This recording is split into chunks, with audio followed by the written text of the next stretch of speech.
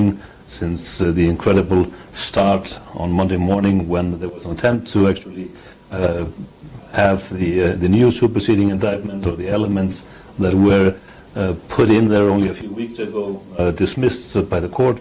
That request was denied. Then there was a request by Julian's lawyer, off on German, for a few months, and so he could, and the lawyers, prepare properly for the new indictment that was put into the court only a few weeks ago. That request was denied as well. But we have since then heard very important witnesses testifying in court. We have heard from Trevor Tim, who is the director of the Freedom of the Press Foundation, from Paul Rogers, a political scientist and a distinguished author of, I think, 9 books on the war on terror. So he's an expert on Iraq and Afghanistan, those wars. And we have heard as well from Clive Stafford Smith, the director of Reprieve and founder of the organization, a human rights organization that has now for 20 years worked on behalf of Guantanamo Bay prisoners, those who have been subjected to torture by the CIA, and on behalf of victims who have basically assassinated in the assassination programs of the U.S. administration, the CIA and the courts. And we have heard from Mark Feldstein as well, a distinguished professor in the field of journalism and media. So maybe let's just discuss these testimonies. I mean, what is the highlight, Jennifer, in your opinion, of these 4? Well, I think there's been so many highlights, really, and what I think has been important is each of these witnesses have spoken in different ways about the importance of WikiLeaks revelations and the Manning disclosures. So for me, as a human rights lawyer, Clive Stafford Smith, the founder of Reprieve, was really important because of what he talked about, both in terms of the importance of WikiLeaks disclosures about the US extraordinary rendition program, US use of torture, and of course drone strikes and extrajudicial killings in Pakistan. And of course the Guantanamo detainee reports. He discussed each of those publications which traverse the Guantanamo publications, the State Department cables, Iraq and Afghanistan war logs, and within that material he talked about how important the WikiLeaks disclosures were, in particular in creating a sea change, what he described as, quote, a sea change in public opinion about drone strikes in Pakistan, how important all of this documentation was in his own efforts to litigate against these issues, so holding the government accountable in respect of Guantanamo Bay in litigation in the United States, using WikiLeaks material in the context of their various litigation proceedings brought in Pakistan to hold the prosecutors accountable for not taking action against the CIA for these unlawful killings in Pakistan. So for me it was really important as a lawyer that Clive was able to communicate to the court and to the public how important WikiLeaks disclosures are for human rights accountability. I think for me also the other highlight was the evidence that we heard from both from Trevor Tim yesterday and from Mark Feldstein about the First Amendment and free speech implications, what this case means for the First Amendment in the United States, and also what it means for journalists everywhere. I think it was really interesting hearing the way that Professor Feldstein located this case in the history of the way in which the Espionage Act is being used against publishers. Of course, this is the first time it's ever being used against a journalist and a publisher. It's the first indictment in the history of the Espionage Act. Though we heard in evidence about the history of how President Roosevelt and President Nixon both used this act to threaten publishers for political reasons. And that is such a key part of our case, that the Trump administration is using this indictment as a political tool in its war on journalism and on the press, and how this case will be used as a Trojan horse and as a method to start criminalising the actions of journalists in the United States and elsewhere. You, Joseph, what was the highlights in your opinion? I thought when Clive Stafford Smith was talking about the actual indictment, he brought up the fact that part of it deals with conspiracy, and that if Julian were to be taken to the US, it becomes a Pandora's box as to what can be used against him, that they could bring in an expert witness that would give an entire history of terrorism or of espionage or of conspiracy, and it doesn't matter what's in the indictment now, that could be completely redefined. That was with Clive Stafford Smith.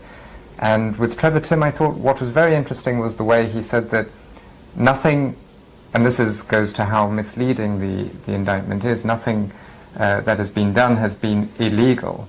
Nothing that WikiLeaks is alleged to have done was illegal. And in fact, there was a time in 2013, I believe, where Congress was asked to bring in a law, a shield law, that would have made it illegal, but they rejected it. He pointed out also that the indictment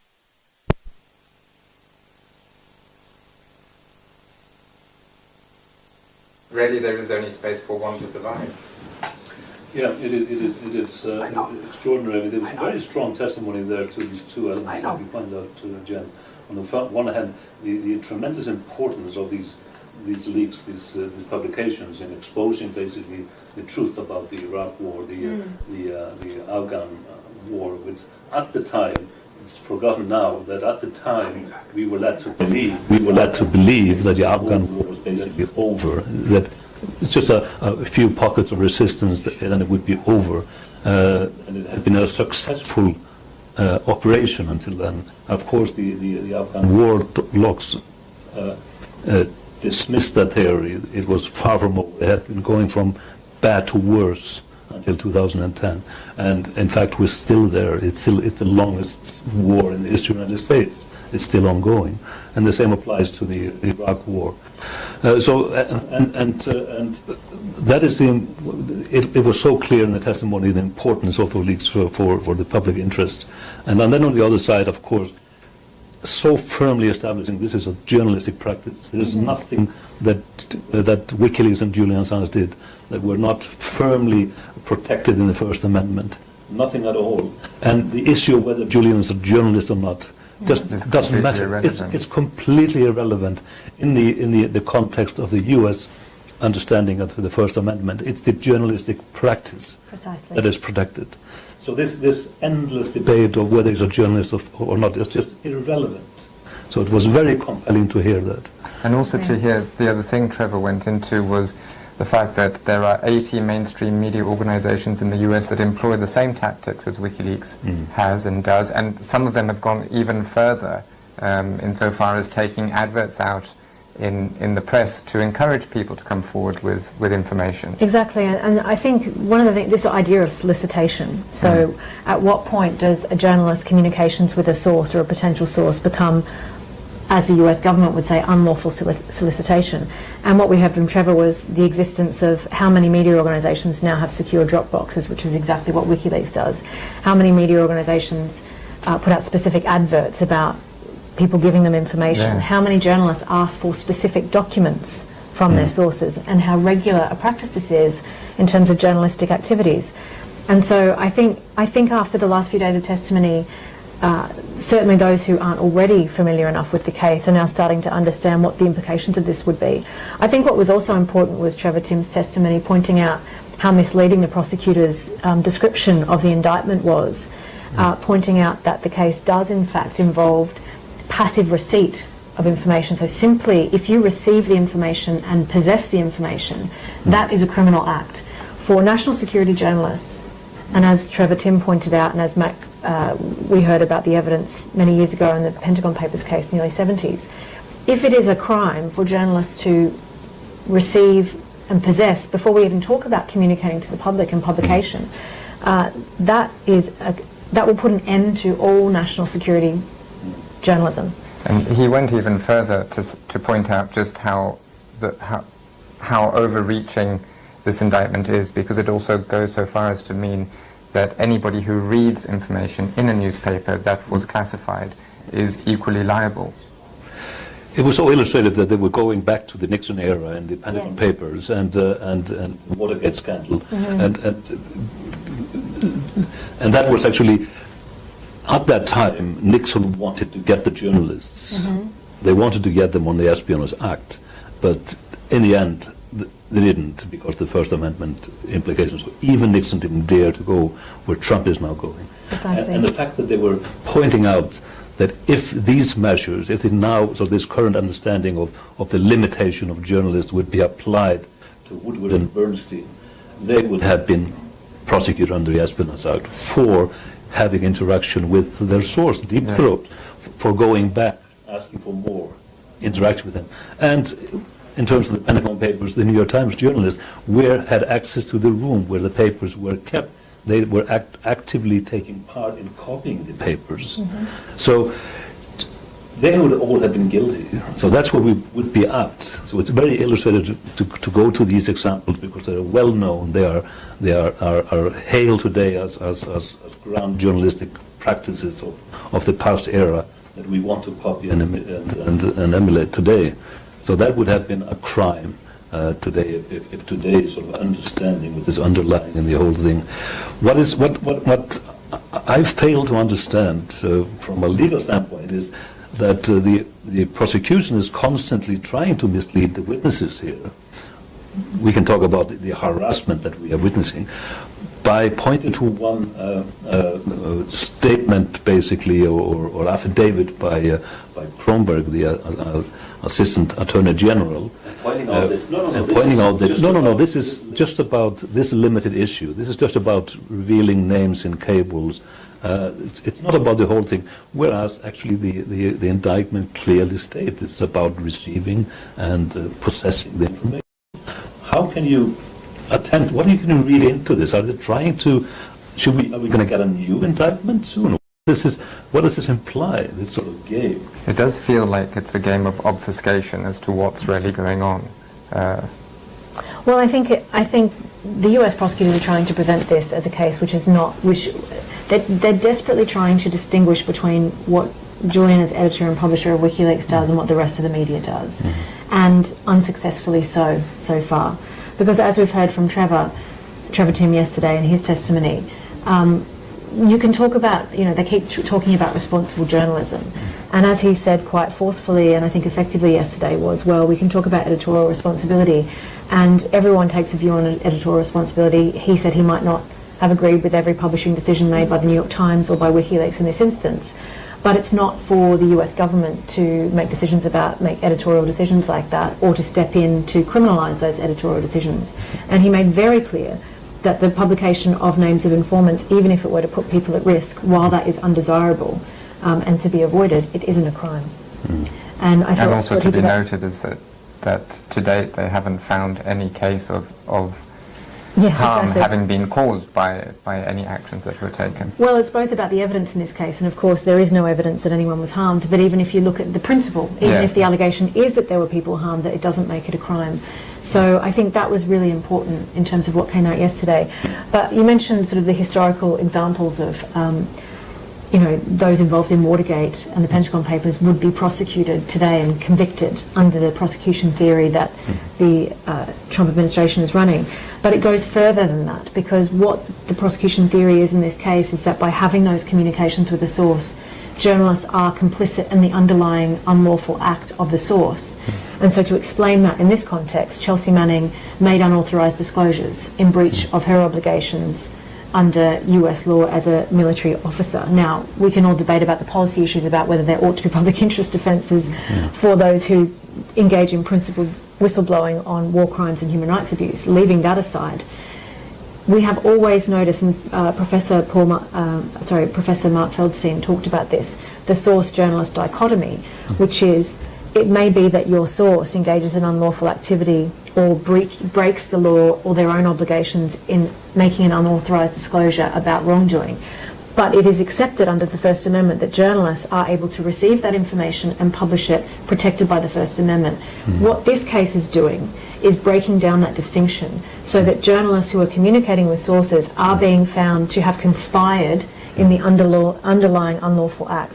And that is dangerous. And we know how dangerous that is because it is the precedent being pursued in this case. It will effectively mean that, again, national security journalism is dead. But we're seeing it rolled out in other places, like with President Bolsonaro in Brazil, the case theory was used to pursue Glenn Greenwald, that he is, having received information, he is somehow complicit in the underlying act of hacking that's been alleged against the source. So I think it's a very dangerous precedent that goes above and beyond what has historically been considered legitimate news-gathering activities. People don't have access to the courtroom. Only a handful of people are allowed in there in the public gallery. So let's give a little bit of insight of what's going on there. It struck me, and unfortunately I've been in a lot of hearings in this country, but it was the way the prosecution, Mr. Lewis on behalf of the U.S. government, was attacking. What I felt was attacking the witnesses, the expert witnesses, and basically accusing them of bias, trying to undermine them in a very have you seen this happening before in this sort of in this fashion that was played out in court? Look, we have an adversarial system in this country, and it is his duty as the prosecutor to cross-examine and cross-examine hard. And it is a typical strategy, particularly when cross-examining expert witnesses, to attack them on the validity of their expertise and their objectivity. So these are cross-examination tactics which are to be expected in the context of expert evidence. Well, it went a little bit further than that. I mean, it was like an accusation of tone, and he started asking witnesses about a lot of issues that were outside their field of expertise. And they were constantly saying, this is not my expertise. Witness on this, on journalism or political science. And he would frame it with a question, are you a lawyer? No, I'm not. And then he would lay into a whole lot of hypothetical questions and legal questions. I think all of the witnesses performed incredibly well, and I think their testimony stands for itself. There were not a lot of counter arguments that you could read into the cross-examination. It didn't seem that the prosecution did have any ammunition of substance in a way. What's your thought on that? Well, I thought what was interesting in relation, just following up from what you said about how the prosecution is trying to separate Julian from the rest of the journalistic community, that was dealt with tangentially with Professor Rogers when he was pointing out to the prosecution that the Obama administration had brought a case but not pursued it because they found that they couldn't differentiate Julian and WikiLeaks enough. The prosecution lawyer really did his utmost to try and break that down, saying, but do you admit that an investigation was ongoing? He said, well, I don't know if the investigation was ongoing or not, but it's irrelevant. The point is, and the fact is, that the Obama administration didn't bring a case. How do you know that? Because it didn't happen, was the answer. We know the date of the indictment. It was the Trump administration. And also he brought in, since his field of expertise is politics, he actually brought in to the discussion the levels at which decisions are taken, how high up, whether it's at a Department of Justice level or if it's something far more politically motivated from higher levels, which was enlightening. It shouldn't come as a surprise to anybody that especially under Trump, the Department of Justice has been very politicized. I mean, that's what you're reading in the press every day, and there's a very harsh criticism on that. But that's a fact that everybody notices in that country. Yeah, backed up by the fact that he's tweeted 2,200 times against the press specifically, and admittedly only to cause them trouble in some cases. And the fact of the matter is that you cannot point to anything new. Everything that is basically, even though we of course don't have all the evidence, we don't, because that's on the seal in Virginia, but what comes out in the documents that have been presented is that nothing new has been added to what was scrutinized under Obama and the decision made there not to go ahead with the prosecution. That in itself speaks a volume of how political the decision is to go ahead now. I thought that was made out quite clearly by Professor Rogers in his testimony, setting out what I thought was a very interesting history of WikiLeaks and Julian's approach to WikiLeaks and in the context of reporting on war, and talking about how WikiLeaks was set up in the context of the Bush era. Some of the major publications by WikiLeaks, we saw Collateral Murder, Afghan and Iraq War Logs, directed at the war, Julian's own speech at the United Nations talking about accountability for US war crimes, the fact that it's not a war against the United States, that he spoke clearly in that speech about how there are good and right-thinking people in the United States who want to take action about this, and these are this is specific wrongdoing and human rights abuse by people in government and in power who need to be held accountable. And his political opinions around that, in terms of Julian's political opinions around the importance of human rights, transparency and accountability, have put him in direct conflict with the Trump administration, which is at odds with the media and at odds with organisations like WikiLeaks, who are now considered a threat against national security for revealing government wrongdoing. And his conclusion when asked on cross-examination was that this case is a political case, and one that he believes is politically motivated because of that conflict. And because of Julian's defined political beliefs. It was the attempt was made to highlight the fact that the evidence had been scrutinized by a grand jury in the United States, so therefore there was legitimacy there with outside the political scope of looking into the evidence and bringing forth this indictment. But of course, on the other hand, it was pointed out that, as the saying goes, you can basically get a grand jury to indict a ham sandwich, and in 99.9% of cases, a grand jury will come up with an indictment. I think the numbers were 134,000. In 134,000 cases, only 11 came back without indicting, and that's something that surely needs to be addressed from a legal point of view. The fact that somebody can be facing and be sent to another country for 175 years and no evidence needs to be provided at this stage, that all they need to show is a belief that, maybe you can put it more eloquently, Jen, the belief that there is a possibility to indict, not actually have to show the evidence. And as the prosecution said to one witness, well, you can't have seen the evidence because it's secret. Yes, an excellent point to put out. Look, I think there's a real question about the process and what people like Julian go through in these kinds of extradition requests, where we don't actually get access to the full evidence file. Extradition cases don't involve a criminal trial, a full criminal trial on the underlying allegations. It's a very technical challenge where we have to raise statutory bars to the extradition itself, which doesn't necessarily involve, except in this case, looking at the underlying facts. Except here, where the facts come in is our abuse arguments around the way that the United States has misled the court and the British government in terms of misleading in the description of facts in the indictment to justify his extradition.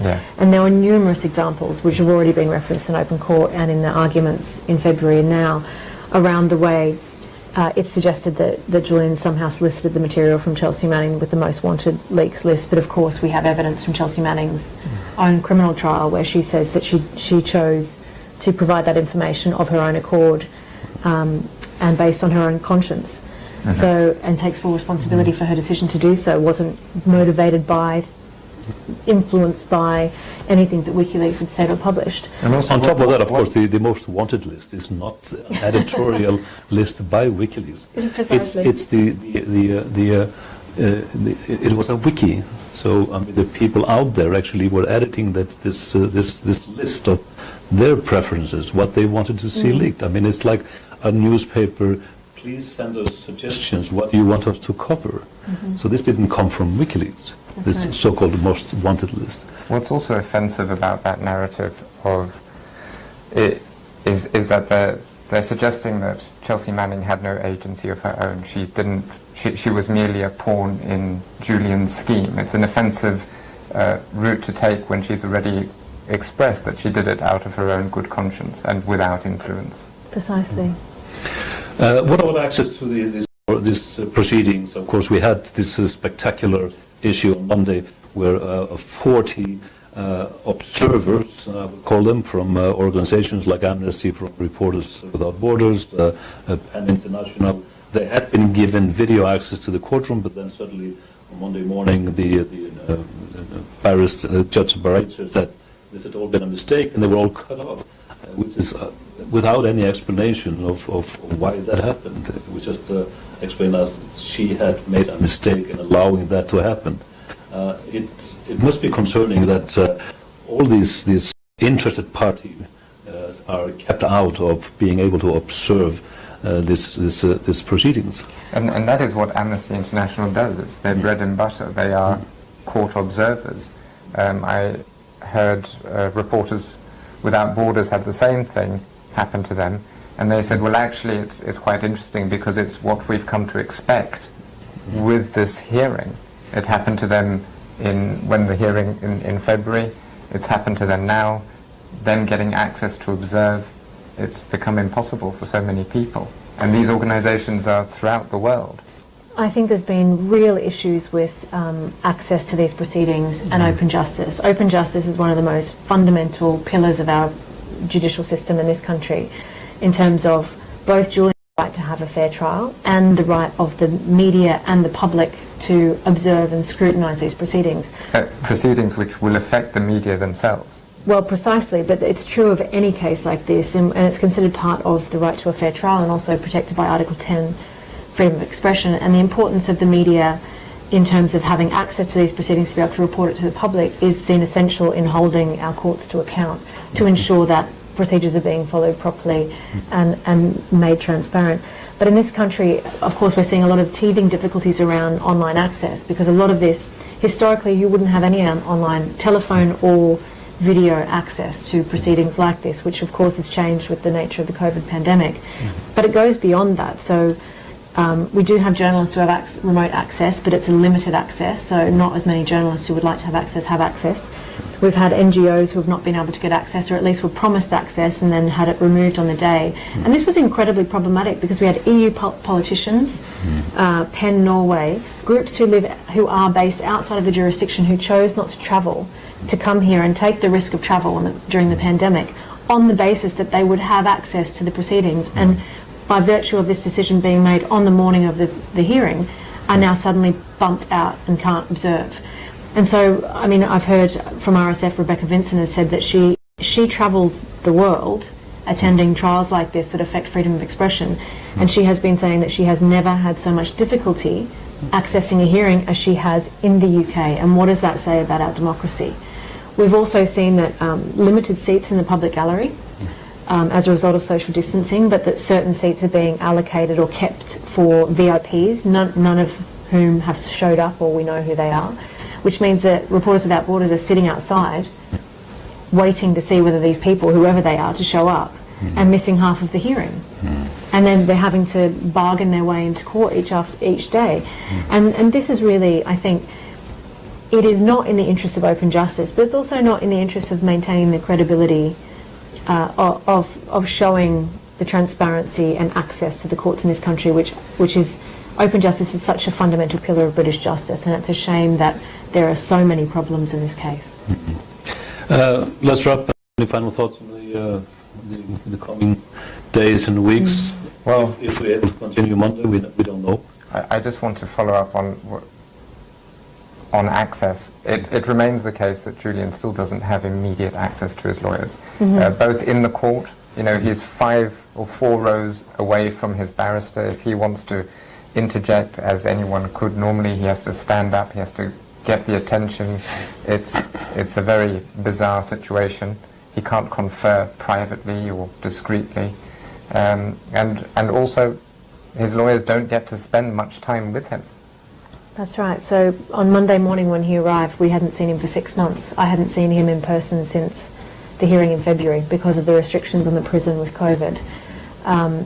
But more importantly, he hadn't seen trial counsel who were arguing the case. He hadn't even seen the written submissions because no one could go to visit him to take him in the papers, that we had to rely on the post to get it to him.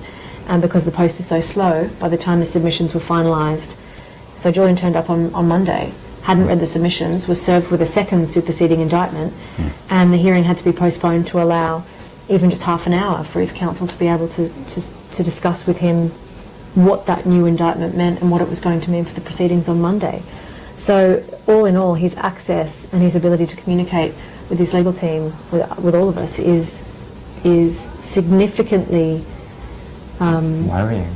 Well, it's a real concern. A real concern, yes. Well, thank you for this. We'll do this again, I hope, and thank you for watching. We'll be probably back here on Monday and continue observing what will.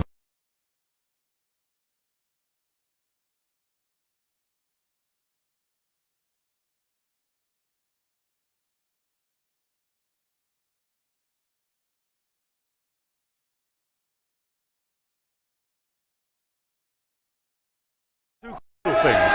First of all, some 40 NGOs, including Amnesty International, were excluded from observing this trial. Now that's an incredible thing. Most people in this country regard justice as not being justice until it's open justice, until it can be seen to be done by the public and certainly by interested parties like NGOs and civil liberty organisations. So the fact that they've been excluded from this is quite remarkable and quite wrong. The second thing that we learned is that the judge is going to allow the United States to introduce new material in the so-called second superseding indictment, and that will be considered by the court, despite the fact that, as the defence said, they've had no real time to consider this, no real attempt to assess it, and no ability to provide a defence against these new allegations in the court. So it was a bad day for justice this morning. The judge made a bad ruling on the inclusion of NGOs as observers and a bad ruling about allowing late evidence to be introduced by the United States. What about the expert witnesses argument? Well, I mean, at least the judge did bat away the prosecution's attempt to say that the witnesses shouldn't be heard at all. She said, okay, they can't read out their full evidence. Julian hasn't seen his lawyers now for 5 months. This is the first time he meets his lawyers in person after the first half of this proceedings, which now is basically null and void because the US government just introduced 3 weeks ago a totally different document, a totally new indictment. Only 3 weeks ago, 3 weeks before we commence here. And that led to them having to actually ask for a new extradition and throw in a new extradition request. So the absurdity of the entire thing is that Julian was released and rearrested in his cell. So this is the state that we are at. This is the level of respect that the US has for the UK justice system to do such a thing. It should lead to dismissal immediately, and I hope that would be argued by his lawyer today.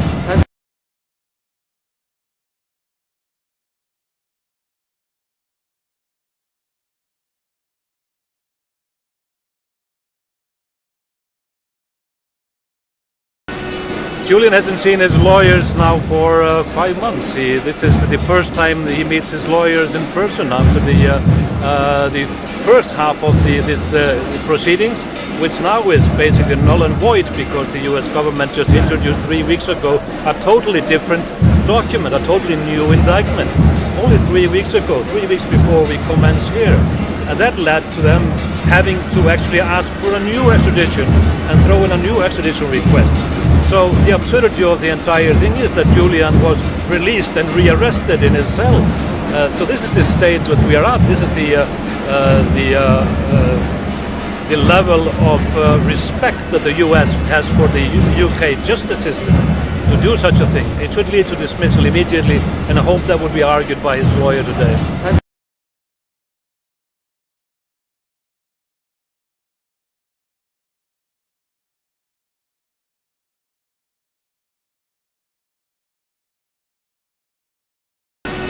Julian hasn't seen his lawyers now for 5 months. This is the first time he meets his lawyers in person after the first half of this proceedings, which now is basically null and void because the US government just introduced 3 weeks ago a totally different document, a totally new indictment. Only 3 weeks ago, 3 weeks before we commence here. And that led to them having to actually ask for a new extradition and throw in a new extradition request. So the absurdity of the entire...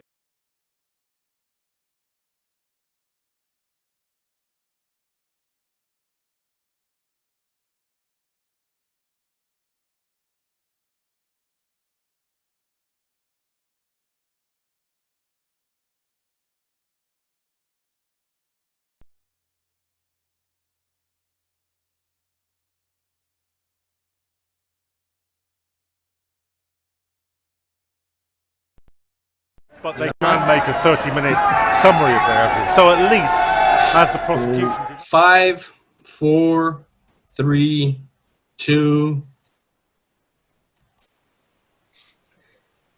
Thank you all for joining us today. My name is Claudia Webb, and I'm the Member of Parliament for Leicester East. I'm of course delighted, and it's a pleasure to chair this necessary session today with an inspiring range of speakers. You know, the US government has been determined, as we know, to indict Julian Assange and WikiLeaks since at least 2010, when the group published hundreds of thousands of war logs and diplomatic cables revealing numerous war crimes and other acts of corruption by the US, the UK and other governments around the world. The remaining 3 weeks of the Julian Assange extradition hearing are due to start on the 7th of September, and it's anticipated to last those 3 weeks. Julian Assange is charged by the Trump government with publishing the Afghan and Iraq war logs, for which he could face 175 years in jail. The human rights implications of this case are severe. Julian Assange lawyers have experienced a considerable amount of difficulty communicating with their client. We know this. The UN working group on arbitrary detention issued a statement saying that the right of Mr. Assange to personal liberty should actually be restored. Massimo Moratti of the Amnesty International has publicly stated that were Julian Assange to be extradited or subjected to any other transfer to the USA, Britain would be in breach of its obligations under international law. So Human Rights Watch also published an article saying the only thing standing between an Assange prosecution and a major threat to global media freedom is Britain. It is urgent, therefore, that we defend the principles at risk. We are fortunate today to be joined by 3 inspiring speakers. We have Joe Glisson, who is a former British soldier who was jailed for refusing to fight in Afghanistan. He is now a brilliant writer, campaigner and activist. We also joining us today, we'll have Nick Davis, who is an insightful investigative journalist, writer and documentary maker. But first of all, we have we are fortunate to be joined by WikiLeaks Editor-in-Chief, Kristen Hafson, to discuss the effects of that war and the importance of the freedom of the press. So without further ado, I want to take us over to Kristen. Thank you, Kristen.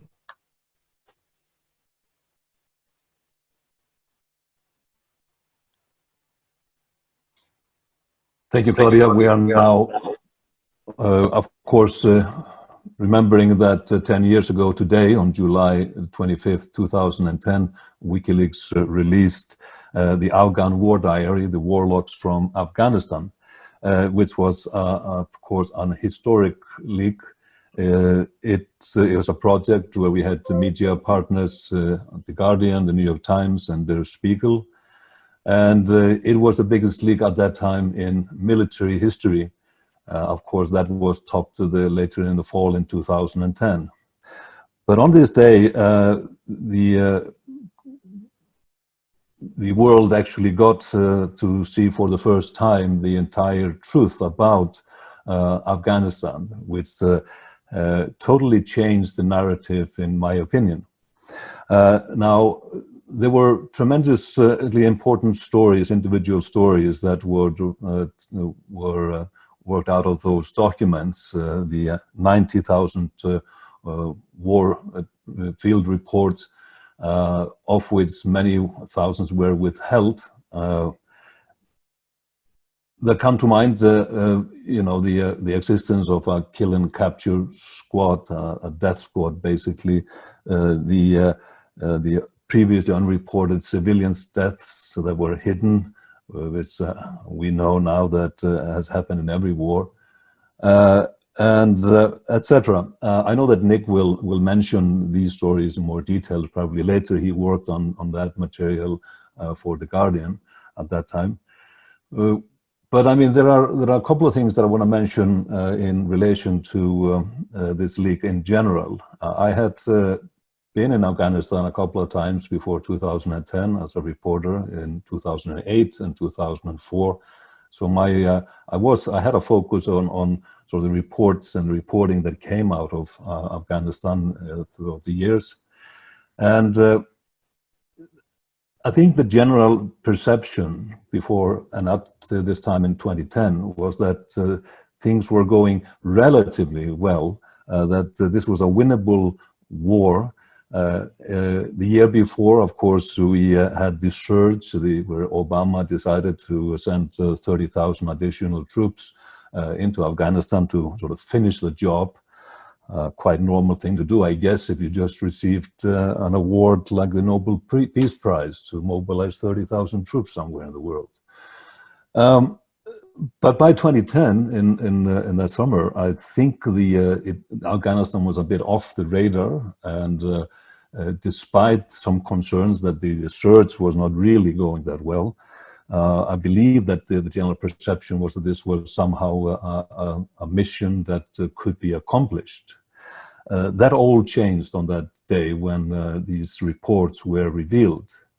And it's the entirety of these reports, when you combine it together, when you put it into graphics, you could show in such strength how things had been going from bad to worse throughout the years. It was definitely not going well, and now 10 years later, this is still going on, the longest war in US history, and far from being over. Another thing that I want to mention was what struck me by studying these documents is the reliance on human intelligence, the information from locals, which was led often to devastating deaths, even wiping out entire villages. We, of course, saw the same thing in the Guantanamo files, which were released months later, how basically false information or disinformation led to people being arrested and sent away and being tortured, and some killed. There seems to be a lack of awareness that the information was often presented with an alternative motive to settle some scores between tribes, villages, or just to get rid of a competition. So those are the sort of two things that I think was very important. The truth about the war came out that day, and I think it changed the entire perspective and the sight that people had on this mission. It was a totally failed one, and one that was unwinnable, basically, because it was simply no strategy, and there was a tough thing to actually acknowledge who was the enemy. And actually the military leaders, we now know through further leaks last year, that there was a concern about everybody taking part there, that this was basically an unwinnable war and a completely failed mission. I think I'll start with that. Would love to have comments later and questions about this and other leaks that are, as you mentioned, the basis of the indictment against Julian Assange. He is now facing basically death in American prison for the the Afghan war diary, among other releases, he is basically being persecuted for giving the general public the truth about the war in Afghanistan.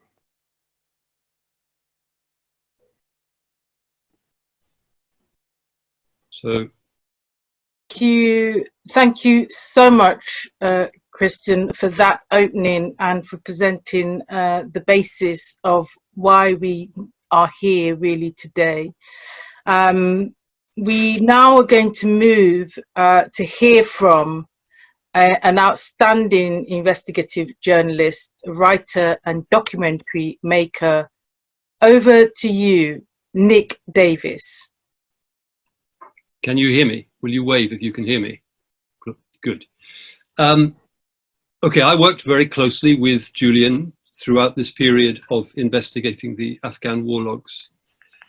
The most important single thing to say is that the Trump administration's attempt to extradite and prosecute Julian is an intellectually corrupt, politically motivated abuse of criminal justice systems. And there is nothing good about it. I want to back that up by making two other statements.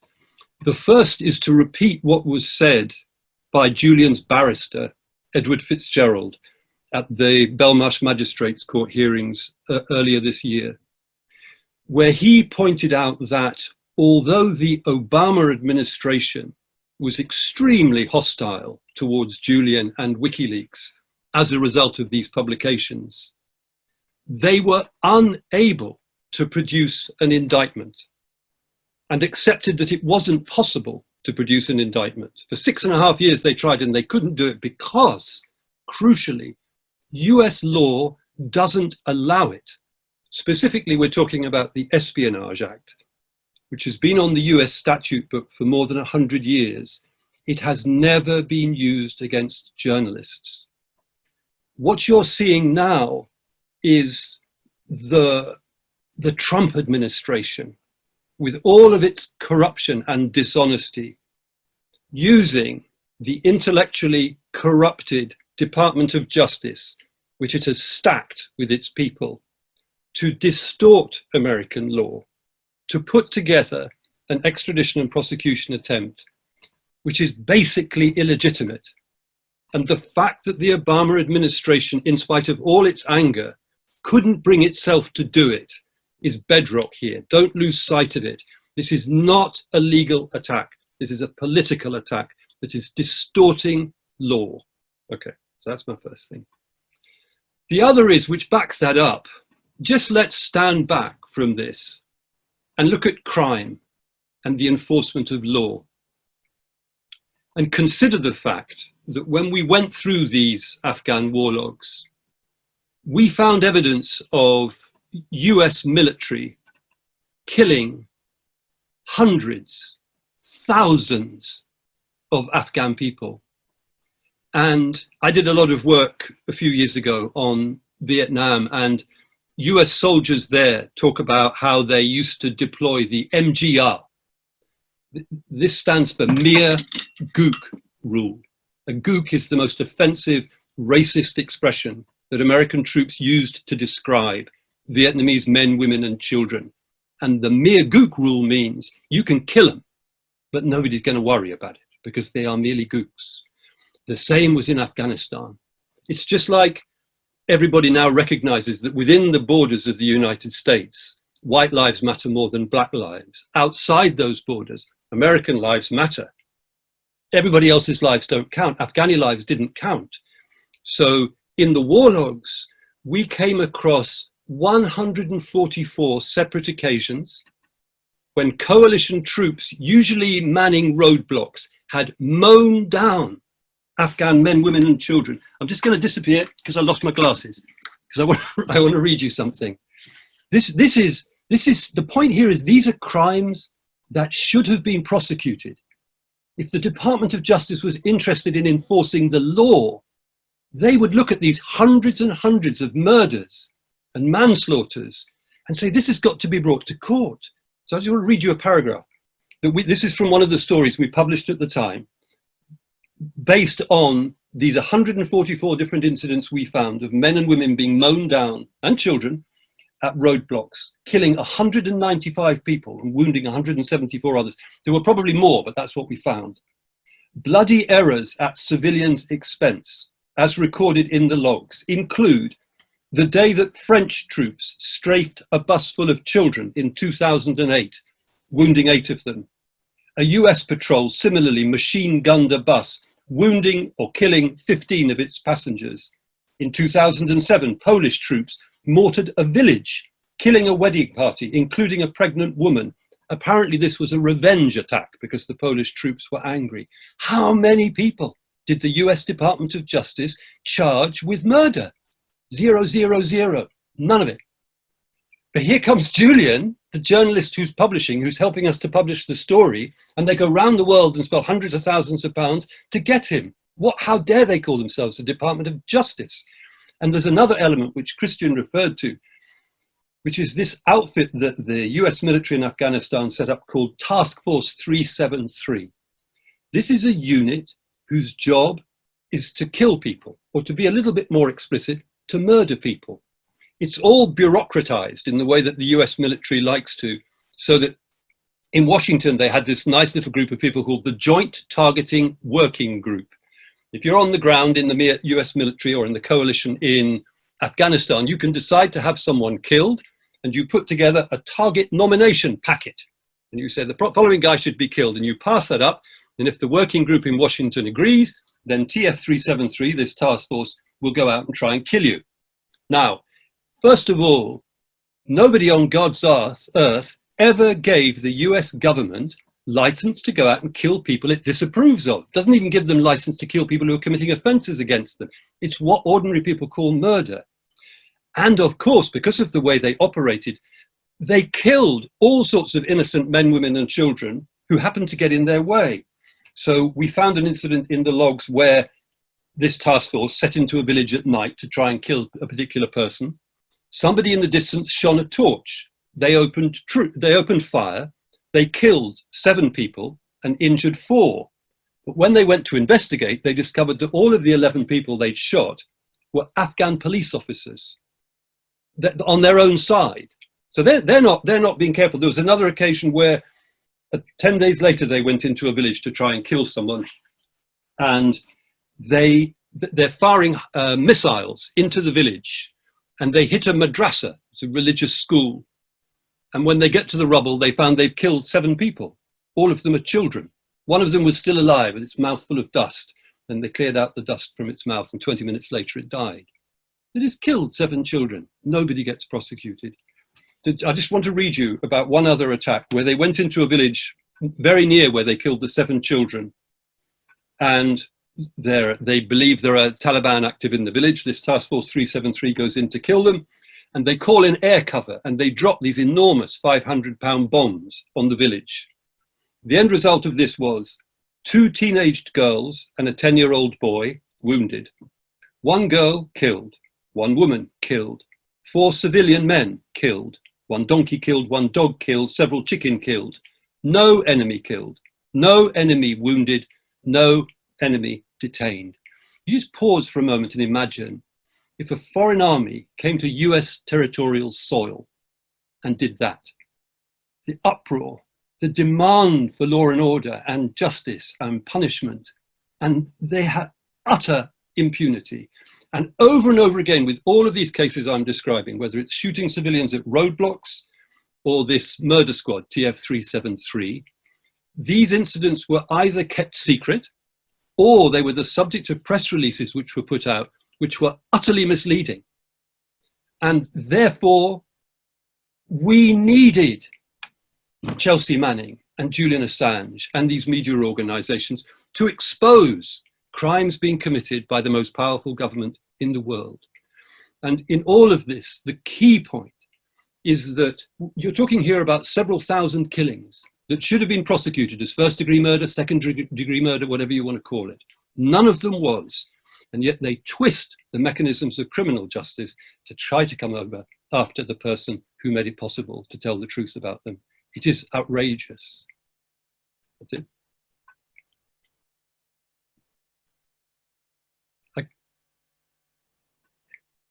I've finished, but Thank you so much, Nick. Thank you for just laying that out in very clear terms. The case that you set out so well, and you know, we need to really understand the points that you have diligently pointed out, because these are the basis for what we are dealing with now. But before we go into a further debate on this, I just want to remind the audience that we have a question and answer process. You'll find the opportunity to pose questions. We will be able to come to your questions shortly. So please follow the question and answer, and if you've got a question to put, we'll try to answer it here today live, and or we'll provide a written response. I want to take us now to our final speaker for this panel. And our final speaker, just before we come to the question and answer session, is, as I've indicated, a former British soldier who was jailed for refusing to fight in Afghanistan, who is now a brilliant writer, campaigner, and activist. Over to you, Joe Glenton. Thank you very much, and thank you for having me on. It's great to be on a panel of such admirable people. I was going to add, it's nearly 10 years to the day actually that I got out of jail, and since then, because of my taste in unappreciated and underpaid jobs, I've been a journalist for the most part. So I was back in Afghanistan in earlier this year. I made 2 films this year which yet to come out, one about Julian Assange and media freedom, and one about Afghanistan. And I assure you, just going off what Nick said, that the dirty war in Afghanistan, which is one of the things which is exposed in these logs, is still underway, only now it has an Afghan face. There are CIA funded militias doing the same job, and we met some of the families of the victims, including a young boy in a very tragic story who was killed near Jalalabad earlier this year. So that's very much still the case. But I should speak as a veteran, because that's the capacity that I'm here as. And I suppose as a veteran, I have this conversation with other veterans and people who are still serving. The WikiLeaks Afghan war logs, which came at maybe the peak of the Afghan war, showed us, it really highlighted the fact that the public at home didn't know what was going on. And it made public a version of the war which was familiar to us, but in a much broader way. It wasn't just the atomized experiences that we were trying to patch together of being a soldier for 6 months here. It wasn't just the individual thing, but it laid out the whole kind of breadth and nature and tempo of the occupation. And particularly for those of us who resisted it, and there were many, it showed that we were right to say that civilian casualties were high, which is often denied by the British government. We were right to say that there was a dirty war, a covert war underway, which very often departed from international law. And we were right to say that the insurgency there, when you look at the pattern of bombings, escalated because of our presence. Our presence became a lightning rod for the insurgency and reinvigorated the Taliban and the insurgency, who had for the large part left before we entered in 2006. And I was in one of the first units off the plane in what we might call the second phase of the Afghan war, after it died down and the focus was on Iraq for a number of years. And it showed us that the public at home were misinformed. It was a very jarring experience to come home and try to explain to people what was happening, and all they had was the official narrative, if you like, which was generally, in many cases, MOD press statements which were just recycled about what was going on. In Afghanistan, it proved that we were right. And I can remember being a young soldier, drones going up and down the airfield, and my corporal saying, "You can't see that, it's not there." But of course, there was an expansion of the drone program, and so we were right. We were right to worry about that. It showed us patterns of shootings by British soldiers as well, particularly with reference to Nick's article, which I reread earlier, in Kabul and Helmand, particularly one by Royal Marines. And it showed us that civilian casualties were being brushed under the carpet. And it also showed us, and this is key, I think, for people who are in the military and who've served in it, who came back, in many cases, very embittered by the experience, that we were thrown into an unwinnable war with poor strategy, and it was deeply under-resourced by the Americans and by the British. And these are the kind of vital kind of details which were emerging. And it's also important that these logs in the case of people who resisted during their military service after me. They gave soldiers the information they need, and sailors and airmen, to resist. There's a very important case in the UK of Mike Lyons, who was a medic due to deploy, who resisted on the basis, in part, of what the war log said about what he would be expected to do, and he was shocked and resisted, and ended up in jail about a year after me for the same reasons. But a very, very, very noble stand there. And it allowed us, I suppose, on a more personal note, it allowed us that we could go and look at incidents, including incidents where people we knew were killed and injured, and we could assess those without the filter of the chain of command, or without, beyond just the MOD press release, another soldier has died, and the CO's statement that he was a good lad. So it allowed us to look at those events without that kind of establishment filter on them. And I think for many of us that was very important. It was certainly the case for me and many others who lost friends there. I've again and again encountered and I think it's always important to address it. They're not journalists. Manning wasn't really a whistleblower, and Assange isn't really a journalist. And I often, when I came out of the military in prison and started to become a journalist, I was studying international relations. I picked up, as young journalists do, Randall's book, The Universal Journalist, and I was just revisiting today some of his tenets, his key tenets of journalism. And I won't go through them all, but just to take the top four. The role of a journalist is to discover and publish information that replaces rumour and speculation. Absolutely the case. Afghanistan and WikiLeaks did that. To resist or evade government controls. To inform and to empower voters. To subvert those in authority who rely on the lack of public information. They tick every box. They tick every box. I want to try and bury, I'm sure it won't be buried just with my statement here, but try and bury this idea that these are not somehow proper journalists. It's not a proper publisher. It absolutely is. And I think some of the antagonism towards them is that in many cases, particularly from some people in the media, they were doing journalist jobs for them. Proper journalists, if you know what I mean, as some people tend to view themselves. But I'd also like to take a moment to I think the only soldier who came out of Iraq and Afghanistan covered in glory was Manning, and it's certainly a personal hero of mine as someone in uniform. Sometimes it's lost that this was a person who signed up to serve in good faith. And when you look at the politics of Manning and Assange, and they're often framed as some kind of rabid anarchists, and not. I know lots of anarchists, and some of them are very dear to me.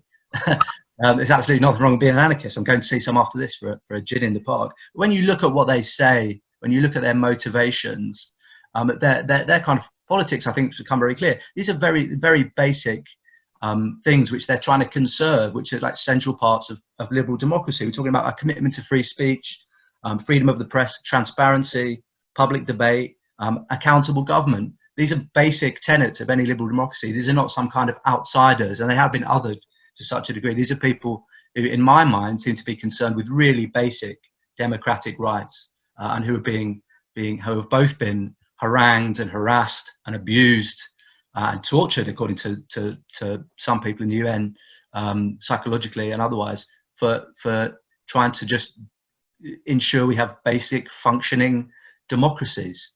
So it's really important to kind of clear those up, but also to say that for the war logs had a particular effect on soldiers and veterans, because it allowed us to see past what the chain of command says, past what the press says, and to put our experiences and our questions and our resistance in context. And it means that based on that, we can say, yes, we were right, those of us who resisted. And those of us who didn't resist but just questioned, we were right to say that. It was absolutely right. So I'm very grateful to the effort that was done by Julian and Chelsea. And it's disgusting to see what's happened to them since. And it's absolutely key that we defend them, because defending them is also a defense of our own rights as well. Thank you. Thank you. Thank you. Thank you so much, Joe. And that brings us to the end of our panelists, and we're now going to try to open it up to questions. Whilst we've been speaking here as panelists, you have been putting your questions forward, and we've got some excellent questions to put to our panelists. One of the first questions says this: Julian Assange said that there appeared that there was evidence of war crimes in the documents. Were there any investigations and or prosecutions? I don't know if who wants to take that question, but maybe we start with Kristen. Do you want to go with that question? Not to my knowledge, I don't think there has been any investigation into war crimes, and Nick Davis did touch upon that as well earlier.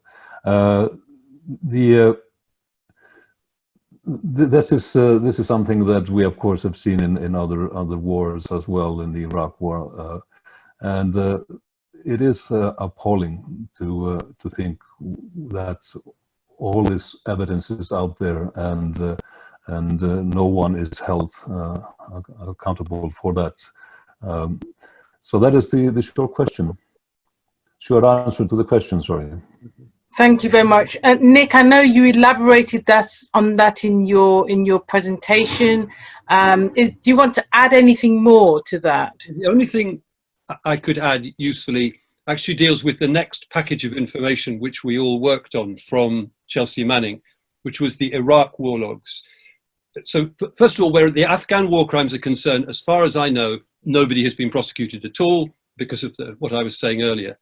In the case of the Iraq logs, there was a mass of horrifying material about how Iraqi security forces were torturing people, sometimes to get information, sometimes because they came from a rival religious group, sometimes as a form of blackmail. We kidnap your father, we torture him until you give us money. And it was clear from the reports, these reports are the US's own records of these torture incidents. There's no question that they know about them. One of them included the record of a video cassette being sent to US forces, which showed an Iraqi army major and his men taking a detainee out of the cell, beating him up and shooting him in the head. So this was the video of a murder taking place by their allies. Now, in the Iraqi case, it's not just that, as a matter of practice, they didn't do anything to stop the torture or the murder. They didn't try and prosecute anybody because these are their allies. They actually had an internal order to which they could explicitly refer, which said, turn a blind eye to what the Iraqi security forces, because if I'd read it more recently, I could quote the number of it. But this kind of intellectual corruption actually formalized as a bureaucratic order. Don't prosecute the crimes which you're seeing being committed by our allies. So as far as I know, the answer to the question is none of these war crimes in any of these packages of war logs has ever been prosecuted by the US authorities. Thank you. And remember, Nick, as well, that we're talking about individuals that were actually handed over as detainees by the US military over to the Iraqi forces, and with the full knowledge that they were being tortured and killed. But then they have this specific order not to intervene, but keep a good file on it. Yeah, it is disgusting, outrageous. Yeah, thank you so much. I mean, it just really highlights the level of the injustice that we are seeing, and the fact that that Britain is also complicit in all of this, in the continued detention of Julian Assange. I want to go to another question, which I think is quite interesting. And this question relates to the notion of the leak and what it means for journalism, really. The biggest military leak in history while a war was still going on. I just want to ask you, Nick, if I might, what were the obstacles, and this question is asking, what were the obstacles of working on a database so big and so complex? Okay. And then if I can then go straight over to Joe. Joe, this one's for you. What was your experience being a conscientious objector at the time? So first Nick, and then straight over to Joe. Okay, well, the two prime difficulties we dealt with. First, legal. If you're operating in the United Kingdom, you're operating in a very hostile legal context. And all the time working on this, we're aware that if the US Embassy knows too much about what we're up to, they go to court, they mumble the two magic words, national security, and the judge will impose an order that will prevent us publishing. And if we defy that order, we're in contempt of court. There's no limit to the punishment that they can produce. They could fine us, say, £1 million a day and bankrupt the newspaper. So the whole thing is difficult to work on, because you're trying to check information at the same time as you're trying to keep it secret. So every time you approach someone, say, look, we're looking at this, do you think it's true? You're running the risk, you're putting the thing in jeopardy. So there was that awkward balance. But more fundamental was just the logistical fact that, as the questioner suggests, this was a huge database. And really, when you approach it, I mean, this is a grid, right? So there's just dates, incident numbers, location, number killed, number injured, one-line summary. It's a mess. So what you're doing is word searching it, and you're using the most powerful tool, I always say, that reporters have, which is your imagination. You're constantly, as a reporter, trying to guess what the truth might be, and then you're going out to check it. So you might try with a word like detainee or prisoner, and you might then get one reference, and then you can see the kind of internal jargon or code words that the US military are using. So, for example, with the Task Force 373 who are going out killing people, if you start searching words like assassination and murder, you're not going to get anywhere, because the American military use these strange verbal strangulated ways of describing things. So they don't talk about killing people. They called it a personalized effect, a prioritized effect. That's their language for killing someone. So once we found that the language prioritized effect meant murdering people, you can search that. And they had this JPEL, Joint Prioritized Effect list, which was a list of more than 2,000 people they were setting out to kill. So it's about that. You use your imagination to guess what's there. You try and find keywords. You understand their language, and then you can break through and put fragments together and see a story. I hope that made sense. That was brilliant. Joe? Yes. I think it's interesting in this country when we talk about conscience objection, because we always tend to think about it through the prism of World War One. And it's important here to point out that conscientious objection is a legal and contractual right. You can become a conscientious objector. There's a board for it. It doesn't necessarily mean that if you get to the board, as happened with in the case of someone I know, you will be accepted, but you are allowed to do it. My experience of it was that to be honest, most people in the military, my chain of command didn't really know what to do when I tried to object. I guess it doesn't happen that often. I mean, there are lists. There's been some work done, FOIs on lists and numbers of people who did it over Iraq and Afghanistan, but I believe it's still relatively low. So there's a lot of it's the context of the term is kind of mythologized, and also people don't generally know. When I moved for conscientious objection, as it were, they should have obviously passed me up chain of command and done that. But in terms of, I suppose you think about it in different ways, in terms of reaction from other people, a lot of people in the military were kind of on side. They were like, well, I'm not going to do that, but you are right. Afghan and Iraq were deeply dubious operations. So it's a strange thing. I do think the burden of hindsight, though, if I, as the 10 years have passed, if I had my time again, I don't know if I really conceive of myself as a conscientious objector. Really, that was kind of the label that was applied. But to be honest, when you look at movements within the military which have ended wars, such as in Vietnam, my time would probably been better spent organising other soldiers and sailors and airmen to the degree that I could, rather than just individualised objection. So I think I don't know if that term fully applies to me in maybe the way it's traditionally meant. Thank you for that honest reflection there. Really, so important. In terms of some other interesting questions, we've got a question about I'm not sure whether to put this question, but I'll put it anyway. But there's a question here from Deepa, who asks, what can be done to hold judges and the CPS to account or misconduct in public office? I think that's a much more wider question. But if we can narrow it down to the issue of Assange, I don't know if Kristen, you want to have a go at answering that question from the perspective of Assange. You were breaking up a little bit, but I'm not certain I got the question. But it was about how we can hold the CPS accountable for work. Yes, is it my signal? But yes, it's about how to hold the judges and CPS to account.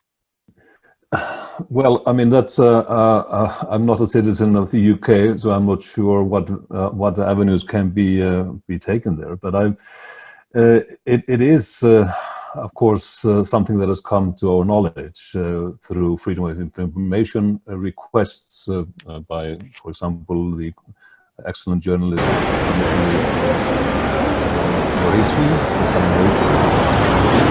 like that. Throughout the years.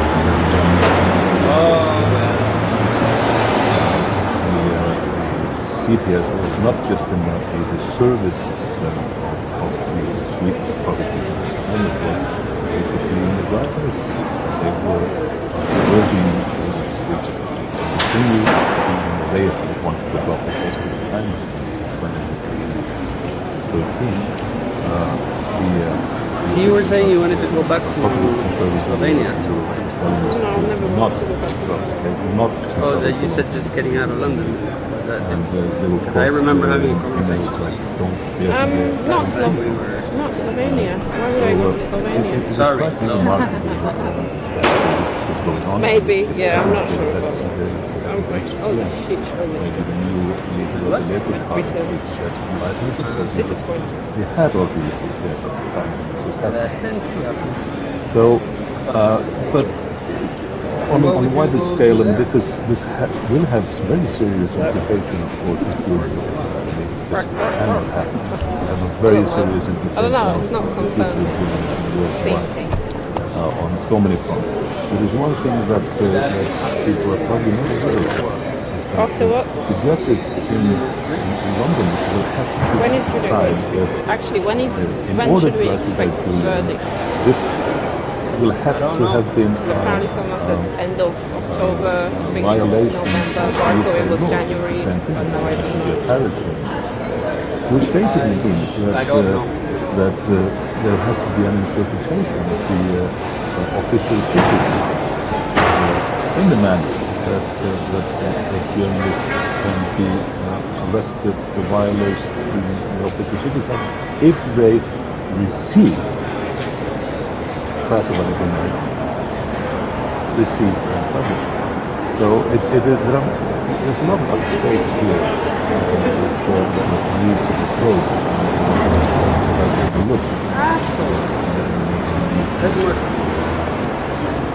Thank you so much. Thanks for having a brilliant go at that question. Got another question, if I might put this one to Nick, and maybe if you had something to say about the last question as well, you could cover it here as well. But the question I want to put to you is whether you could confirm if you think that there is a D notice on Assange which is preventing discussion of the case in the wider media, and the question is really asking, can we open up a discussion of a D notice being used to cover up crimes?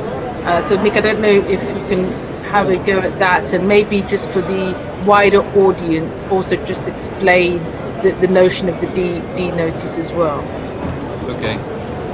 In the UK, there is a system where there is a D notice committee, which tends to be composed of retired senior military personnel and some senior serving journalists.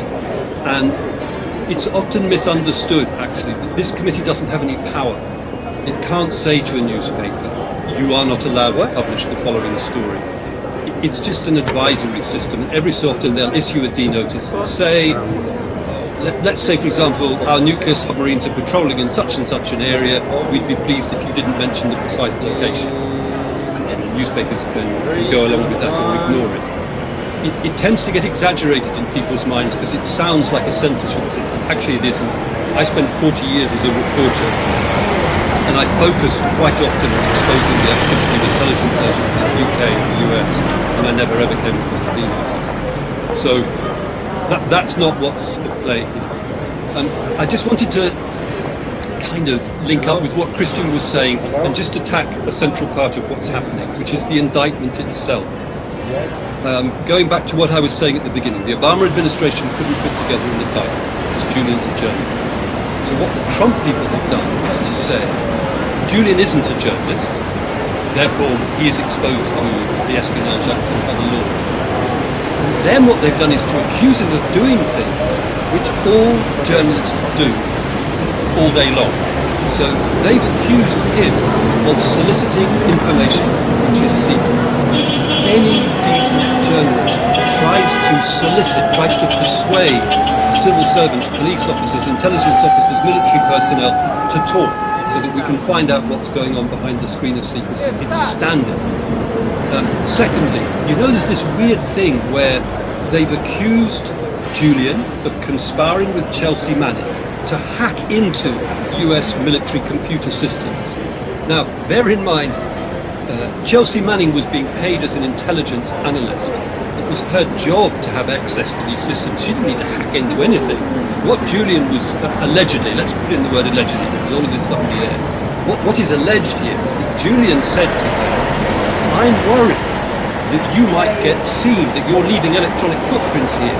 If we could crack an external password, we could lay a false trail and make it look like the leaks have come to WikiLeaks from an outsider. Again, any journalist worth their pay will try to cover the tracks of the secret sources they're dealing with. That's standard, good journalistic practice, like soliciting information. And then thirdly they say, shock horror, we say, this is the US prosecutors, you've jeopardized our national security. Governments always and everywhere try to preserve their unjustified secrets by accusing people of jeopardizing their national security. There just is no evidence that anything that Julian did or that we published has jeopardized their national security. There they are running all over Afghanistan, all over the world in the same way, sad to say, absolutely unchanged. So the basic body swerve by the Department of Justice to say, he ain't a journalist, now we're going to accuse him of doing things that all journalists do. Number one, it's grotesquely unfair to Julian as an individual. Number two, which I think Christian was referring to, it's a threat to all journalists all over the world. This is the US reaching out with its power to try to nail an Australian citizen who was working in the United Kingdom. If they can get away with this and set the precedent, they will try to do the same, and try to do the same to journalists all over the world who dare to unbearable Julian, very dangerous to journalists. What is your past lines of work? Thank you so much. That was so deep and so insightful and so direct and to the point in that analysis. And it's what we all really need to understand in terms of the context of this case. So thank you so much, Nick, for outlining that in great detail. Probably shouldn't be doing I want to put a question. But at least you know you managed to find out that I can make throughout your to everyone to answer. You're a film director. And it's really this happening. There are some amazing supporters groups all around the world. How can we harness this power to be more effective? Really? What did you add as well? Is there a way we can mobilize and coordinate in a more structured They must be happy to. so we can have Where was a it? bigger impact? And I want to first, if I bring Joe in first, if I might, because I think, Joe, you also have a voice not only has a powerful journalist, And what was the article exactly? he also has a voice as a soldier. And I think that voice needs to be heard for other soldiers who are engaged in children were already so what would you say? people under 18. Well, in terms of the military, it's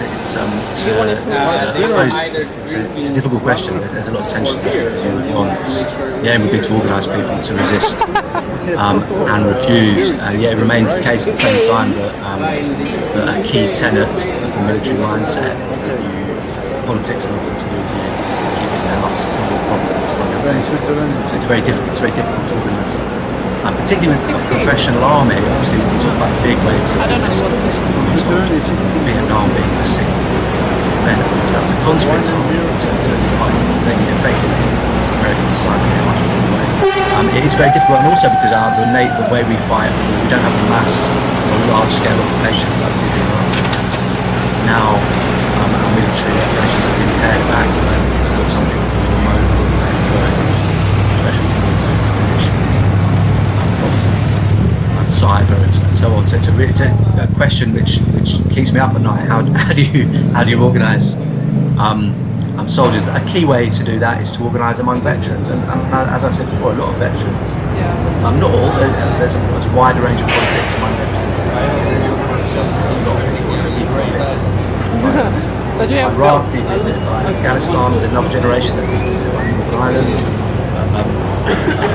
Promoted in 2010. System, like everyone else. So it's a route to this kind of person. All kinds of organisations in the States.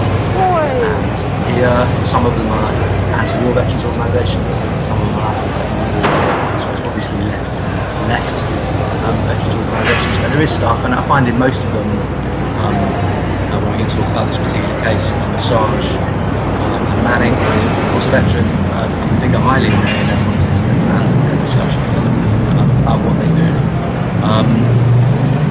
So I mean, if you want to speak to soldiers and through families as well, we saw particularly in Iraq that military families resisted a group of British military families, mostly women, mums.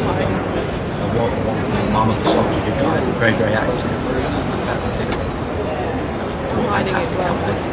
And families, spouses, mothers, kids of soldiers have a particular power. So yeah, I think though, if you want to organise in the ranks, serving an ex-military veterans, maybe the best way to Thank you so much. Thank you for the insightful contribution in that regard. I just want to take that question also to Nick, and then I'm going to come to you, Kristen, if that's okay. So Nick, what do we do in these amazing range of supporters around the world who want to harness the power to be more effective? Your thoughts? Politics here are not good. Ultimately, you're up against the White House, whose indifference to the normal levers of democratic pressure are quite extraordinary. Demonstrations in the street, politicians complaining, newspapers attacking. Trump doesn't care. He doesn't respond in the way standard democratic politics do. He might lose the election in November. No, they just want to. President Joe Biden is not going to do Julian any favours because of the Trump email disclosures and the damage they're perceived to have done to Hillary Clinton. Joe Biden runs out of Clinton. If Corbyn government had been elected in the UK, I think they, because you know that in order to extradite Julian, they need the consent not just of the courts but of the government. Now, Theresa May's Home Secretary at the time, Sajid Javid, who's a man who doesn't happen to have a spinal column, signed off without even bothering to think about it. I think if Corbyn government would have rescinded the government's consent. As it is, we've now got fixed terms in Parliament. We're 4 years away from a general election. There's something really weird happening. And by that time it'll be too late, even if we have a Starmer government like that. So the politics aren't great, but I don't think that means that all is lost. The interesting thing is that, just very briefly, the High Court, the Supreme Court in the UK, used to be a nest of intellectual corruption, that same idea. And a lot of us in the 70s, 80s and 80s were fighting to expose horrible miscarriages of justice. Those famous IRA cases and lots of others. And the courts wouldn't listen. They weren't interested in healthcare, they just wanted to defend the police. The exposure of those miscarriages of justice traumatised the most senior judiciary in the UK. And there's a slightly different function there. And I have very little faith in the magistrate at Belmarsh, but I do think it's possible that if and when this gets to the Supreme Court, they will smell the politics, they will see the bullshit, and they'll chuck the case out. So in a very, very difficult I think, oddly enough, the High Court might be up. Maybe it helps a lot. Julian has got really, just let me test this. Testing. Thank you so much. I think it's really that perspective is really important. And just before I bring Kristen in to answer that question, and I appreciate we're coming up to our closing remarks really, but just to let people know, as parliamentarians, of course, in the UK, it's going to be really hard to make speeches here. Can you move the camera an early day motion in support of a little bit further back? Seeking some justice and fairness in relation now let's bring him here. Assange. I would encourage sound those is in of you sync. in the Yeah. UK Can you hear me? Can you hear me? who are across the world watching this today to put Can you hear that? if you like, Okay. commentary or pressure on members of Parliament can you to please sign that early day try motion. to, as soon as this very important thing that we raise our finishes, voices to in do Parliament.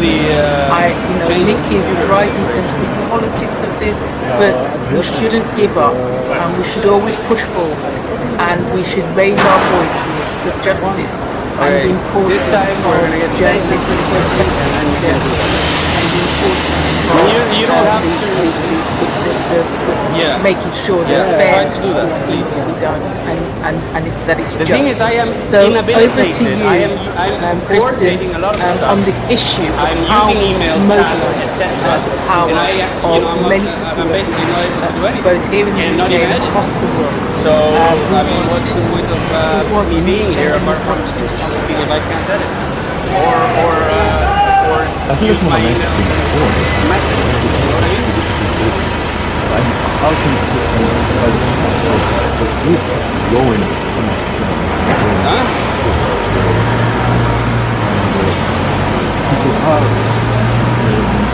But if I turn off the sound, I turn off the sound panel, then we'll talk about it later. Just try to get online. This is something that observing for the last 12 months. There is so much that people can do, and it's so hard to narrow down. We should, of course, as you mentioned,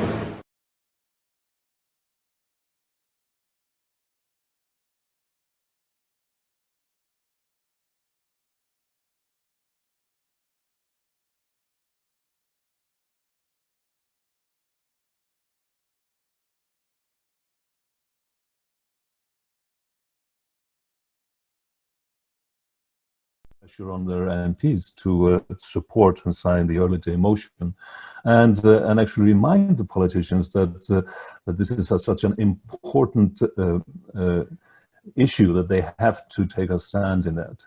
I would want people to also demand of their media to take a more interest and cover it more extensively and more fairly, because it's such an important issue for everybody in the UK and in the world. And let's hope that the situation with the COVID will change, because and people can actually attend in person, and we will have events in the fall. Make your way to outside Old Bailey on September 7th, if it will be allowed to gather at that point. So it is certainly a winnable thing, because it is a terrifying prospect if Julian is extradited. It will be the biggest blow to journalism in the world in my time.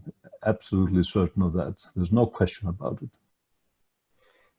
Thank you so much, Christian. And I just really want to take this opportunity to point out to everyone that hopefully in the chat feature, if you can't see it, you will be able to hopefully get a link to the Don't Extradite Assange website, where more information is detailed about how action can be taken, including the need to be there on the 7th of September when the hearing begins, the last 3 weeks of the hearing. But I want to take this opportunity to thank all of our speakers for their insightful contributions. I want to thank the organisers for enabling this event today. And most importantly, I want to thank you, the audience. I would just really like to finish by reflecting on some of the broader implications that the Assange case has for our democracy. The National Union of Journalists has stated that the US charges against Assange pose a huge threat, one that could criminalize the critical work of investigative journalists and their ability to protect their sources. This, I believe, is the most concerning aspect of the Assange prosecution. The change in document and accompanying extradition request from the US government seeks to criminalize numerous activities at the core of investigative journalism. The key allegation, as Nick has already outlined, that Assange helped Chelsea Manning to crack a password in order to cover her tracks is not new, but was long known under President Obama, who in essence chose not to prosecute Assange because this would amount to standard journalistic practice.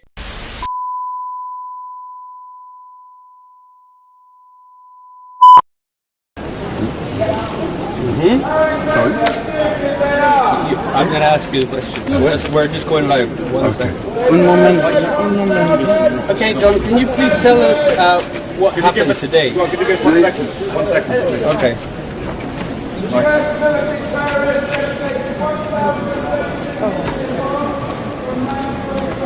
Ready? What happened today, John? Well, the big ones were the dispute over sentencing. The prosecution said that implied that Julian would get a few months sentence, 43 months at the most, and the defence reviewed the 175 years accumulated sentence from the 18 charges. Then they went on to the sort of jail that Julian would be held in and the conditions in the jail. The prosecution implied that it was like a holiday in Florida, and of course the defence outlined what it actually was like. One of the wardens did go as much to say that time in his jail is worse than death.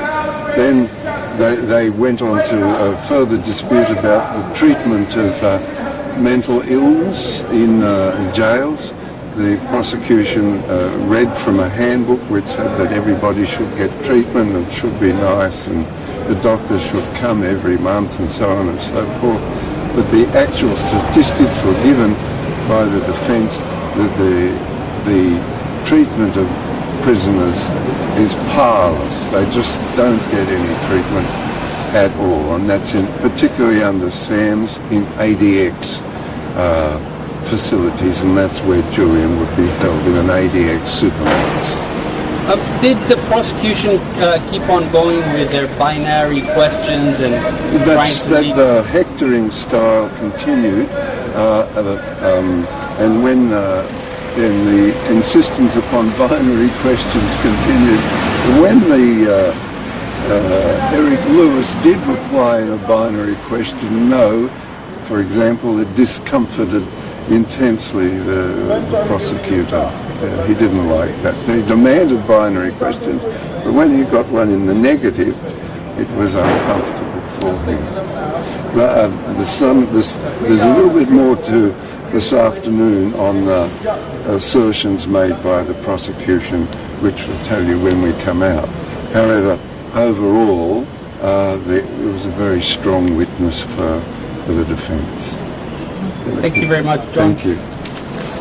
Thanks, John. Yeah.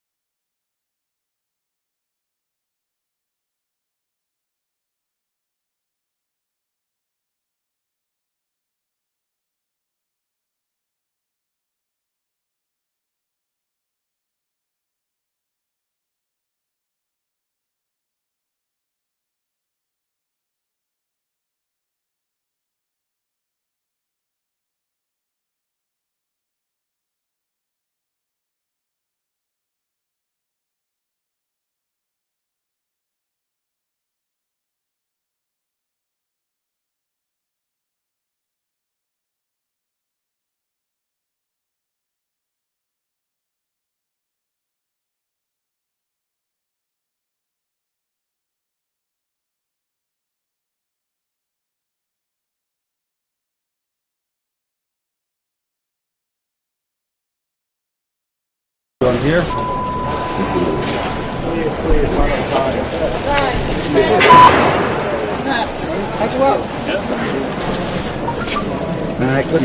You can click on them if you like, yeah, no problem. What's your name? My name's Vaughan Smith. I'm a journalist. Thank you, Vaughan. I once provided a bail address for Julian some time ago. You ready for this? Yep. Vaughan, so you've met Julian for a very long time, since 2010. He stayed at your home, and then you saw. You've been following his case ever since. Yes. How is he now? I'm very worried about Julian's health. I'm worried about the strain on him. He's had some level of incarceration now. Really since 2010. I think the pressure on him is enormous. I think the sense that he's not receiving a fair trial and the sense of injustice. He's been kept in solitary confinement for far, far too long now. I think this is what really worries me, is the effect it's having on him personally. I think he overwhelmingly feels a sense of injustice for somebody who gets out of bed every morning, or that's what he did, feeling he was doing a public service. I think it's a terrible thing to have to bear. So I'm very concerned about him personally. I'm also very concerned about the way charges have arisen without his lawyers being able to really prepare for them. The sort of hidden indictments, I think, are really a problem. But what also worries me is in prison during lockdown, during the COVID crisis, he hasn't had proper access to his lawyers. He hasn't got proper access to a telephone. He complained about this. He phoned me a couple of months ago, and he complained about the difficulty he had in trying to follow the news about his case, communicate with his lawyers.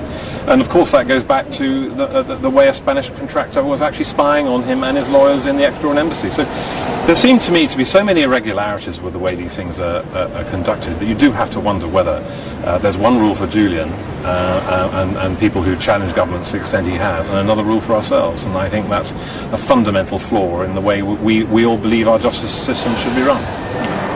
You were a witness to the kind of insider workings of WikiLeaks. Yes.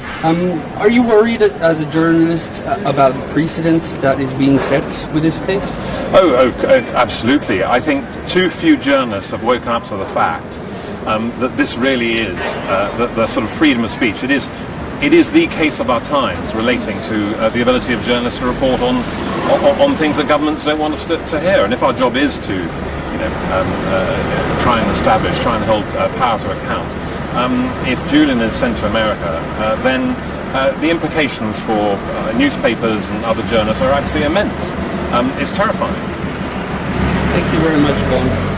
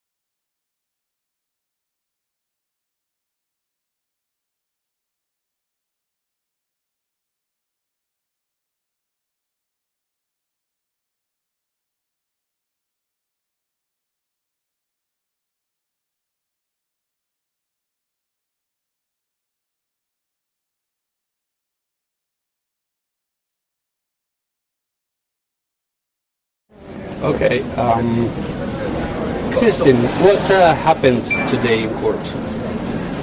Well, we heard a very compelling evidence from a very distinguished lawyer, the testimony of Eric Lewis. The highlight of this morning was actually the question from the prosecution to this expert witness, whether they were pressing for the expert witness from the United States to confirm that the Supreme Court of the United States, whether the Supreme Court had ever said that a journalist could not be prosecuted for receiving and publishing information. That sounded to me like a confirmation by the prosecution, who's working on behalf of the United States, that they are in essence going to take this unprecedented step of prosecuting a journalist for publishing classified information. That goes contrary to what they've been saying or trying to portray this earlier. No, this is just about hacking. In essence, they were confirming this morning that they were going to take this unprecedented step of prosecuting a journalist for publishing classified information, for doing journalism. That was very important admittance, in my opinion. Are there any other irregularities happening today that we should be aware of, or have the observers been given the right to see this case again? Has there been any development on that? No, I've just seen reports that there have been complaints by these 40 observers that were given prior access via video link to this hearing, but then cut off on day one, the morning when it started. They are demanding to get their access back and pointing to how absurd it is that they are not allowed to observe this very, very important proceedings. But let me get back to the testimony this morning from Mr. Eric Lewis. He pointed out the obvious and stated it in very, very certain terms of how political this case is, something that has obviously been trying to be denied by the opposition. But as Mr. Eric Lewis said this morning, nothing has changed since the Obama era. We have the same witnesses, the same facts. There has nothing been added to it. What has been added, you got a new president and the people around him, especially William Barr, the Attorney General, which took a totally different approach. And there is evidence, and of course, if you read the press in the United States, it is well known that the Justice Department has been politicized. So this is a political trial, and we heard a very, very strong confirmation of that this morning from Mr. Lewis. Thank you very much.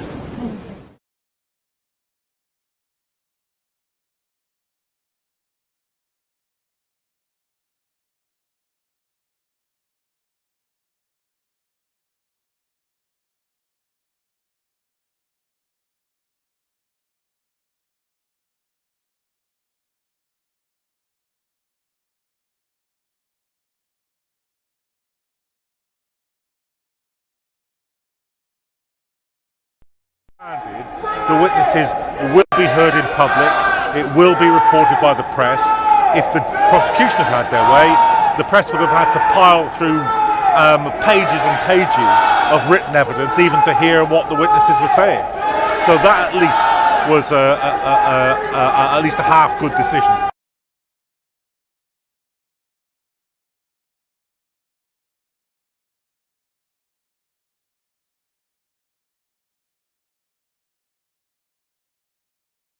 Two crucial things. First of all, some 40 NGOs, including Amnesty International, were excluded from observing this trial. Now that's an incredible thing. Most people in this country regard justice as not being justice until it's open justice, until it can be seen to be done by the public and certainly by interested parties like NGOs and civil liberty organisations. So the fact that they've been excluded from this is quite remarkable and quite wrong.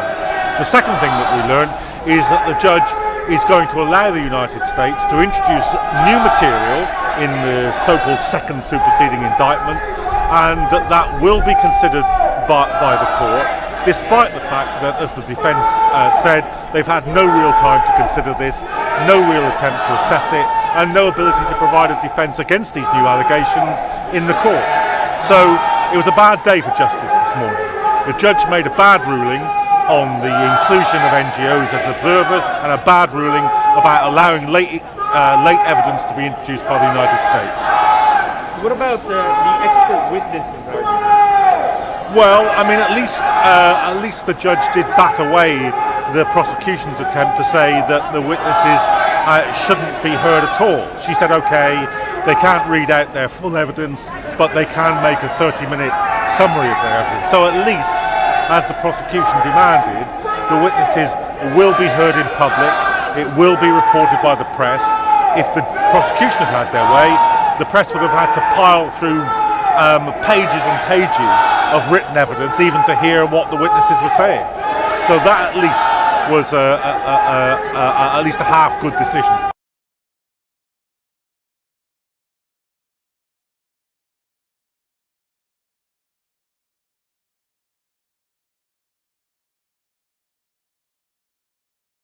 Two crucial things. Julian hasn't seen his lawyers now for 5 months. This is the first time he meets his lawyers in person after the first half of this proceedings, which now is basically null and void because the US government just introduced 3 weeks ago a totally different document, a totally new indictment.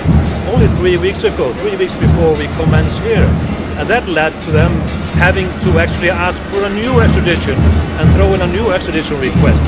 So the absurdity of the entire thing is that Julian was released and rearrested in his cell. So this is the state that we are at. This is the level of respect that the US has for the UK justice system to do such a thing. It should lead to dismissal immediately, and I hope that will be argued by his lawyer today.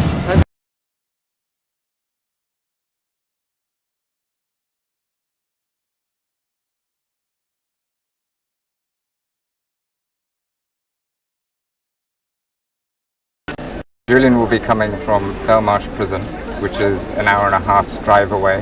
He will probably be put into the van, which is like a ventilated coffin, at least an hour before that, if not longer, and then have to endure the long trip before coming into court to watch the beginning. Well, it's unsure if it's the beginning or the continuation of his extradition hearing, where he looks down the barrel of 175 years in a US prison under absolutely inhumane and outrageous conditions. And for what? For doing the right thing, for publishing information about war crimes. The US has issued a replacement indictment. Some people call it a superseding indictment. It's a replacement indictment because it's the same charges. They will be discussing that at the beginning, I imagine.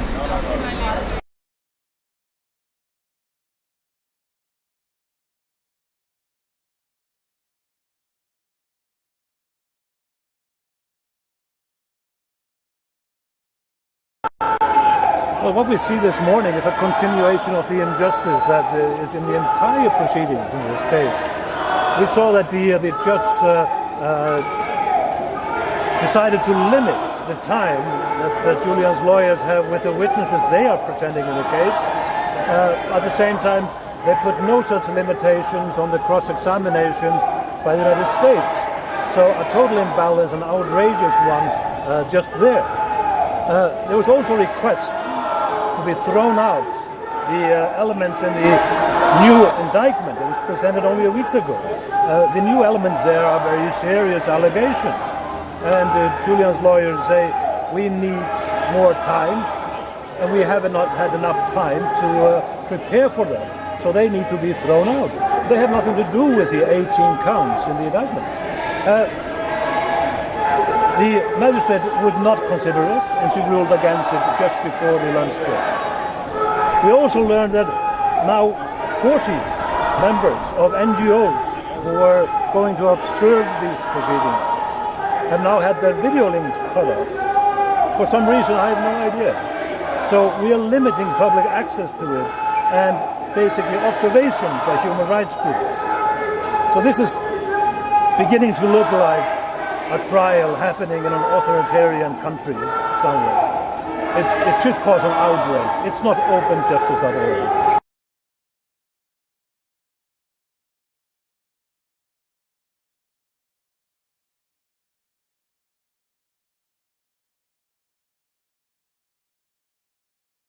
Good morning. We're here from Reporters Without Borders to deliver this petition calling on the UK authorities not to extradite WikiLeaks publisher Julian Assange to the United States.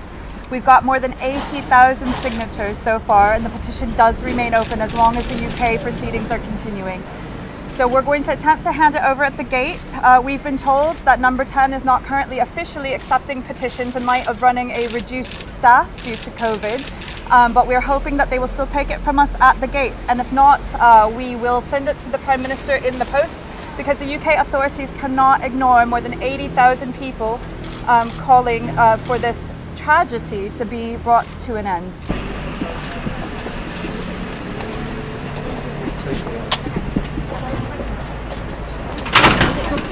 It's a petition, and we understand that the people aren't being allowed through to the door at the moment. We'd still like to hand this through to the Prime Minister. Unfortunately, I can't take that. Yeah, okay. They won't allow us to take it through for you. Well, we live in a democracy, and the public does have the right to petition our government. I know, I'm not arguing that either. I've been told from the House that we can't accept it, so unfortunately we can't accept it. So that's what I've been told, so I can't take it from you. So the UK government will currently not accept any petitions from the public? Not at the moment. Okay. Well, we will get this to his attention in another way. If you could convey, please, on behalf of our organisation, Reporters Without Borders, that we are quite disappointed that we do. Yeah. I'm sure you've got contact with who you made to arrange for this already, so you can speak to them as well directly. Okay. Yeah, I can't do anything more than that. Okay. So this instruction comes from number 10 itself, not from the police. We get told who can, who can't come through. That's all I can do. I can't make any exceptions. Okay. We appreciate that. Thank you very much. No problem. All right. Take care.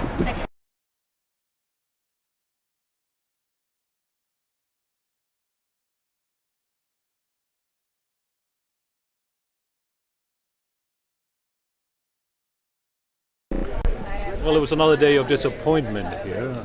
Of course, this morning the lawyers for Julian tried to get the items dismissed that was sneaked into the extradition request at a very late stage. That was denied by the magistrate, which was of course of grave concern, given the fact that Julian has barely seen the documents pertaining to those new issues. But that was denied, and Julian's lawyers then, of course, were forced to ask for adjournment, so he could actually, that is Julian, could actually familiarize himself with the facts of the matter and prepare for his defense, and for the lawyers as well. I mean, let's face it, I mean, the Americans have had 10 years to prepare this case. Julian's lawyers have been working for a year on the old second superseding indictment. Throwing this in at the last minute now is an absolute insult to the UK courts and to Julian and to justice. Now, when Barretsa then denies the request to adjourn, so Julian and his lawyers get ample time to prepare, that is denying him of all his rights to defend for his life. That is a gross violation, and it needs to be addressed upon appeal and on every level that it can be found. This is no justice. This is no justice at all.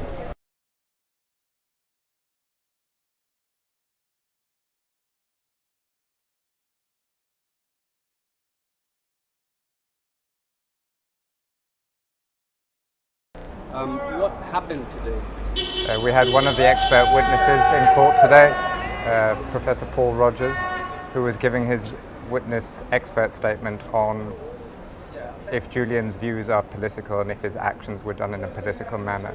We saw the prosecution counsel try to take him down, taking him through quite big hoops that would be questions more appropriate for a lawyer. He had already stated that he wasn't a lawyer and that his views were those of a political analyst.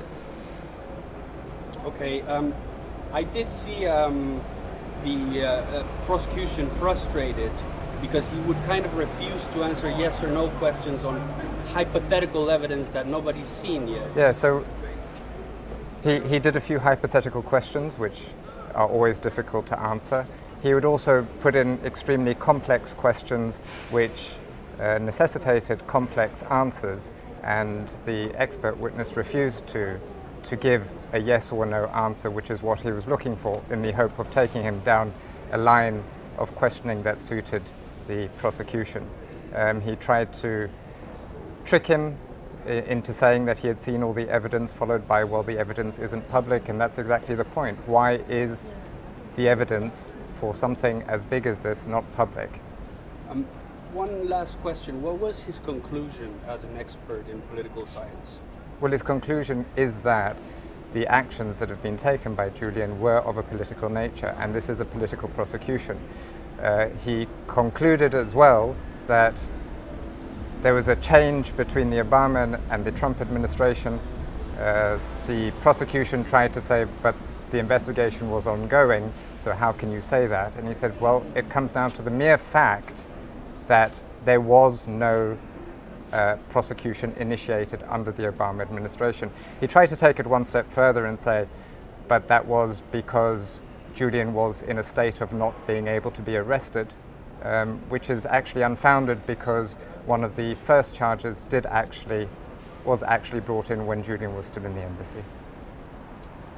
Thank you very much, Joseph.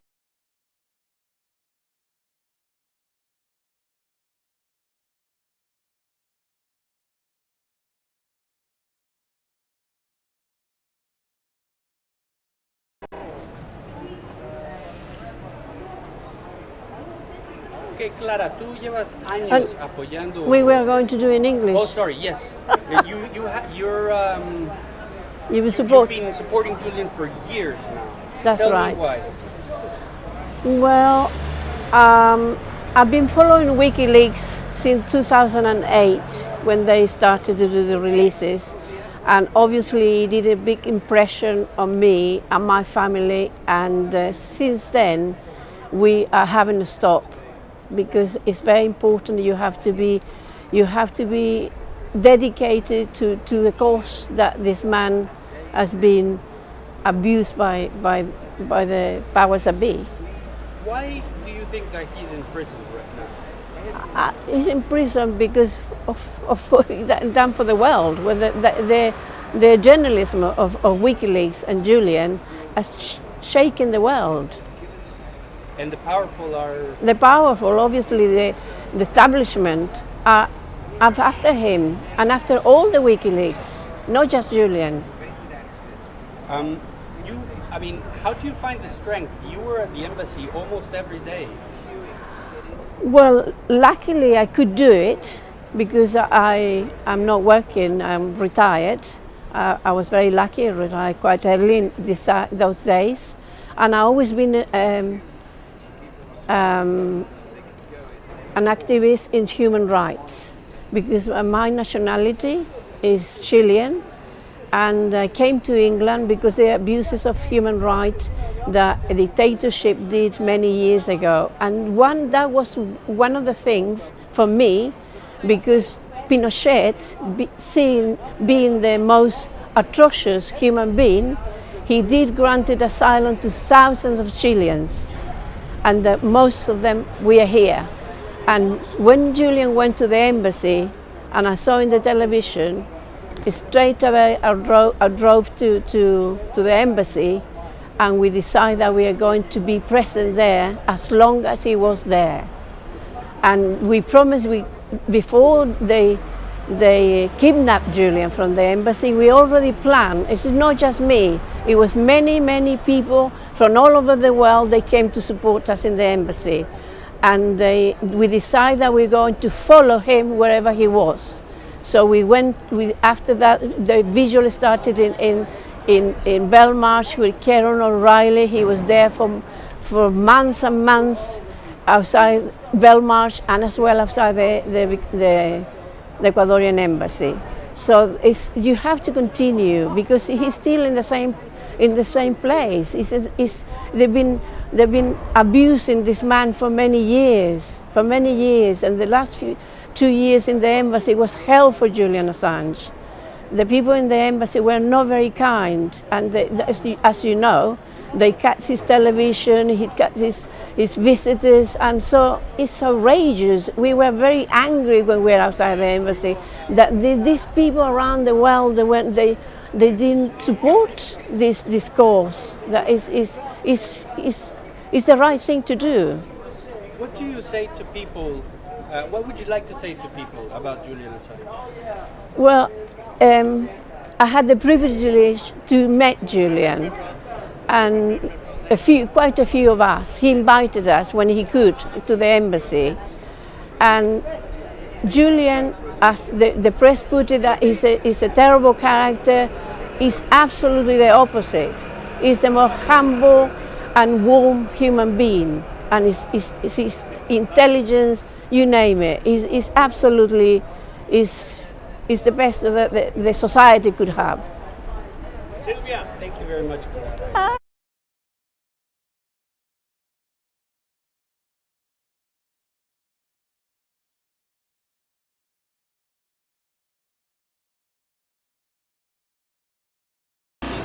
I thought the defence had a good day today. They had two very strong witnesses, and the behaviour of the prosecution seems to become more extreme. The prosecuting counsel adopts a very hectoring and bullying tone of the witnesses, tries to disorient them, tries to use little procedural tricks like referring to a single page of a particular document and the thousands of pages of documents they've been given, and then berates them for not knowing exactly what that page says, or for not having referred to it in their evidence.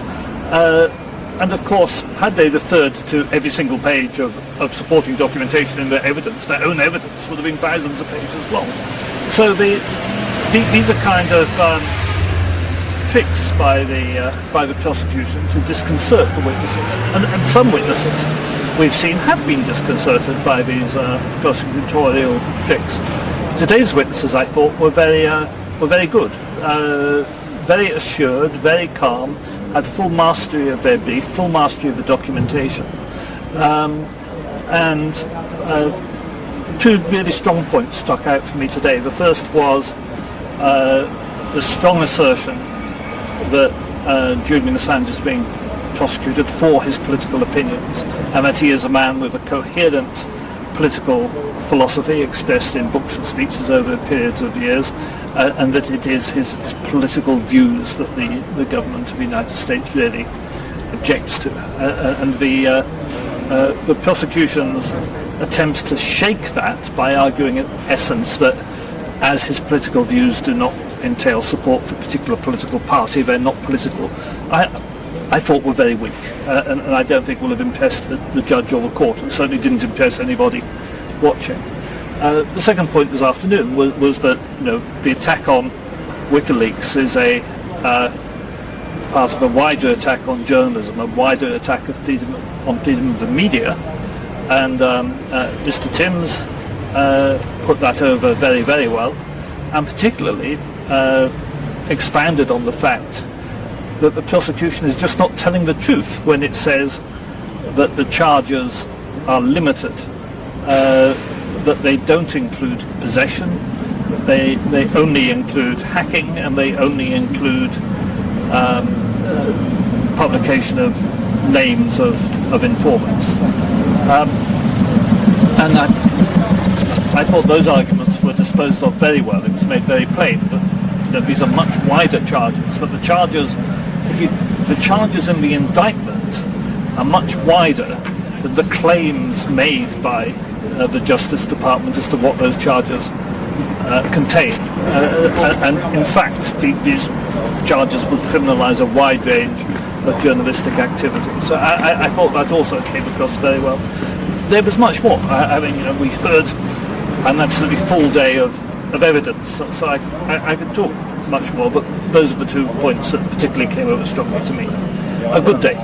And I think that, Trevor Timm was very strong in saying that even the publication of names was not illegal because it was protected under the First Amendment. It's a question of editorial decision, and the United States should not have the right to make editorial decisions on newspapers and journalists. Yeah, that's absolutely right. He said that there was a difference between editorial responsibility and responsible behaviour, or even good and bad behaviour, and legal and illegal behaviour. Of course, this is even leaving aside the entire question as to whether it was WikiLeaks that released the names or whether it was somebody else that first released the names. But those names having been released, as he explained, there is no test of harm in the First Amendment. The attempt to prosecute for publishing the names is itself unconstitutional because there are Supreme Court judgments that specifically state that speech is protected whether or not it causes harm, or whether any balance of harm test is applied to the speech. That is not the test of the speech in the United States, and it is the test which the government is trying to apply in this extradition request. And of course there's the statement from the State Department under oath in the Chelsea Manning case that they did not find anyone that had been harmed by these documents. Yeah, the Department of Defence made plain in the Chelsea Manning case that nobody had in fact been harmed, so there was no evidence of anybody being harmed. And of course, for those of us in the real world who have been dealing with these issues for a number of years, we've had every attacking outfit, every attacking politician or journalist tell us for years and years and years that people would be harmed by these revelations. But they've never been able to come up with a single name of anybody who was harmed.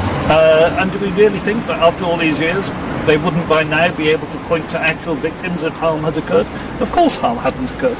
And the point was very well made today that precisely the same accusations were made with the Pentagon Papers, where they said exactly the same thing. They said that CIA agents' lives would be placed at risk by release of the Pentagon Papers. All kinds of other harm would happen, harm to American interests, harm to American soldiers. And in fact, none of that came to pass. And this claim of harm to others is one which the government frequently makes in order to maintain secrecy over facts which in fact just embarrass the documents, the government. This is about harm to government, it's not really about harm to individuals.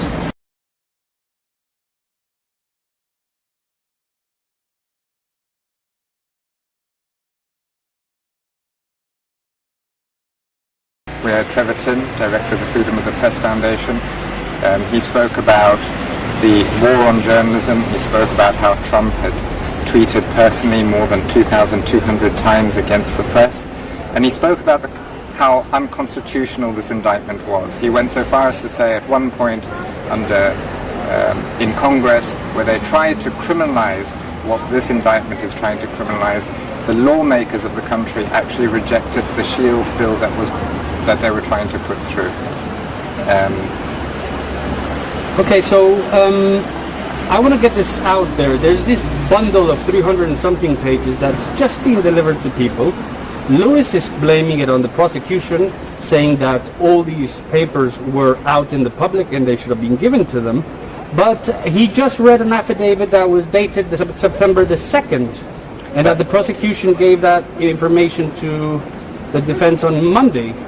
That is the way that he's trying to rattle the witnesses. He quite often uses these sorts of tactics that say, are you a lawyer? And then asks them lots of legal questions when they say they're not. With Trevor Tim, in fact, he studied law, so he was able to come back and very well so.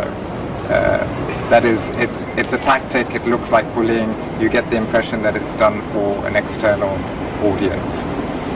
Yeah, and he's also been using these hypotheticals that worked extremely well on the witness yesterday, not so much today. It's true, I don't actually understand why people engage with hypothetical arguments.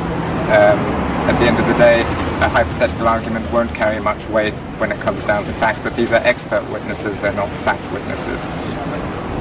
And finally, he keeps on referring to evidence that the government hasn't actually published. But he keeps on referring to the evidence, the underlying evidence of the indictment, which is not public. It's part of the grand jury. And Trevor Tim pointed out that of grand juries, indictments resulted in 99.9%. That was to say that in something like 266,000 cases, 11 cases came back without actually enacting an indictment. So this is the biggest press freedom case that we've seen in our lifetime. The fact that all the underlying evidence is not public is unusual.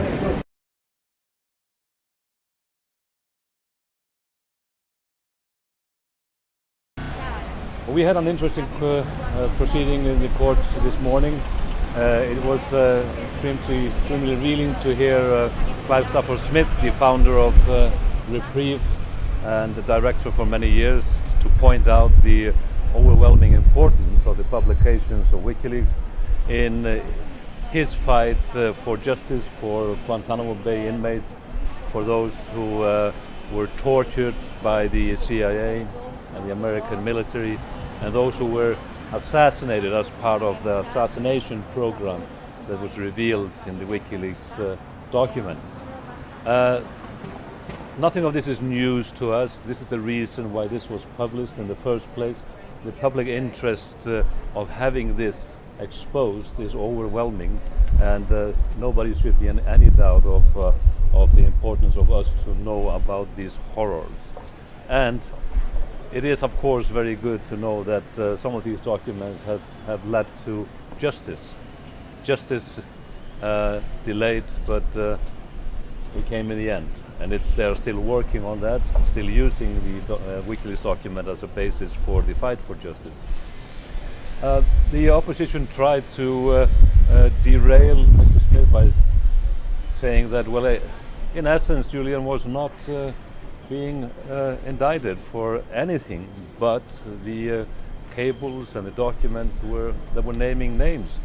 But Mr. Smith, as an experienced lawyer, having and a US one, corrected Mr. Lewis, the QC for the American administration, and saying, in essence, Julian Assange is being indicted for receiving and publishing all the documents. There are no limitations there. So that is what was good in this morning proceedings. Should leave no one in any doubt about the importance of the WikiLeaks disclosure and its role in getting justice for some of the victims in these horrible wars in Iraq and Afghanistan and in Guantanamo Bay. Any questions? What is the next step? How long will it continue? What are you expecting to do next time? Well, there are going to be witnesses this afternoon. We're going to see again Mr. Feldstein, the expert on media and leaks, basically, which we heard from yesterday afternoon. He will be on again now at 2 o'clock. So that would be the next step in this hearing. I want to point out a little bit, going back to Mr. Clafford-Smith's testimony this morning. He was asked whether he was an expert on classification or the notion of threat to national security, which of course is being stipulated in the indictments against Julian. But he said, as a very expert witness on going through classified material and seeking justice, that the overclassification in the era now that we live on since 9/11 has been to the degree of absurdity. So everything that is disclosed is classified and deemed as a threat to national security. He even pointed out that Mark Sommer, Julian's lawyer, could face sanction in the US for taking basically an indirect part in the exposure that now is being used in the International Criminal Court. This is by a special presidential decree. So this goes to show what kind of a country we are dealing with. So basically, the bottom line is this. Anybody that disclosures a torture program, the atrocity of a systematic killing program by the US, is deemed to be threatening national security. That doesn't say anything about justice or common sense. It simply says where we are, where the US government is in defining their interest. It's their interest, but our interests as a general public are very different. Mr. Rafson, the US try to redefine what public interest is about, try to say that the First Amendment do not apply to classified information, and what classified informations are left at fully discretion of those classifying documents. What do you have to say about that in terms of consequences of this judgment? Well, in general, as a journalist, I can only say this. If we are going to leave it up to the dark powers to define what is news, what is in the public interest, we can forget about democracy, we can forget about civil society. We are not leaving that up to them. We as citizens, we have the right to know. It is the only way forward in a society to secure people's right to know. And this is what it's all about. It's about the truth and about the exposure of the truth. Without it, we will simply be living in darkness. There will be simply no difference from these Western countries that adhere to this or any authoritarian regime that we seem to be all too easy to condemn on a daily basis. The prosecution was challenging Mr. Smith when Julian Assange interrupted. Can you talk about what they were challenging Mr. Smith about and what Julian said?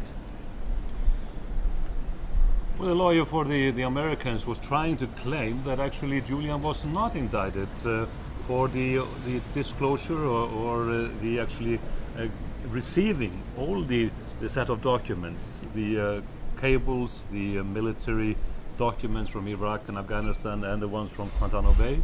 And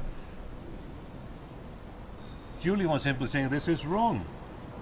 And we got back to that after a break, and the lawyers basically were pointing out, just by reading the indictment, Julian is being indicted for receiving all this information. So it was just an attempt by the lawyer for the Americans to sort of water down the nature of the indictment. But just read it, it's online. It says what it says. So you can't hide that, you can't twist it. Clive Smith, the expert witness for the defense, mentioned that many of those detained in Guantanamo Bay weren't terrorists, but they were being as exchanged for other types of favors and information. This reveals to us that it's probably the standard practice or policy of American justice system. Do you think that the British justice system is going in the same direction? I don't want to be the judge of the British justice system in general. I think that's such a full overreaching. The only glimpse that I've had of the British justice system is through the window of the proceedings we've had in Julian's case throughout the years, and there have been many. I have not been overly impressed, and my impression has not become favorable as things progress. We did not see anything yesterday that convinced me that Julian would get a fair hearing, so that goes to say what I have just observed as an observant to the justice system here. So yes, this morning I was able to try to access the video system, which we weren't able to do yesterday because we were physically here at the court. I was added very briefly to the waiting room so I could see that the link did in fact work, and then I was removed with no explanation given and could not log back in. So Reporters Without Borders has clearly been banned access to the cloud video platform as well, which means that, like the other NGOs, I mean, this has happened to Amnesty International, Pan International, other NGOs with a legitimate mandate to monitor trials as well.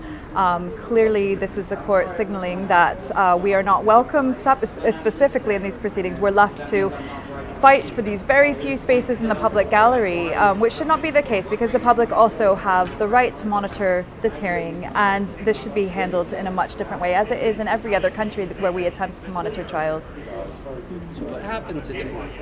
So today I was able to get in physically to the afternoon session, but only because an activist who had been queuing for many hours this morning was kind enough to give me his seat, and we appreciated that. What we're trying to do is really to use our international platform to call attention to this case, just even this week, the ongoing due process violations, and more importantly, the broader reason that we believe Mr. Assange has been targeted, which is for his contributions to public interest reporting.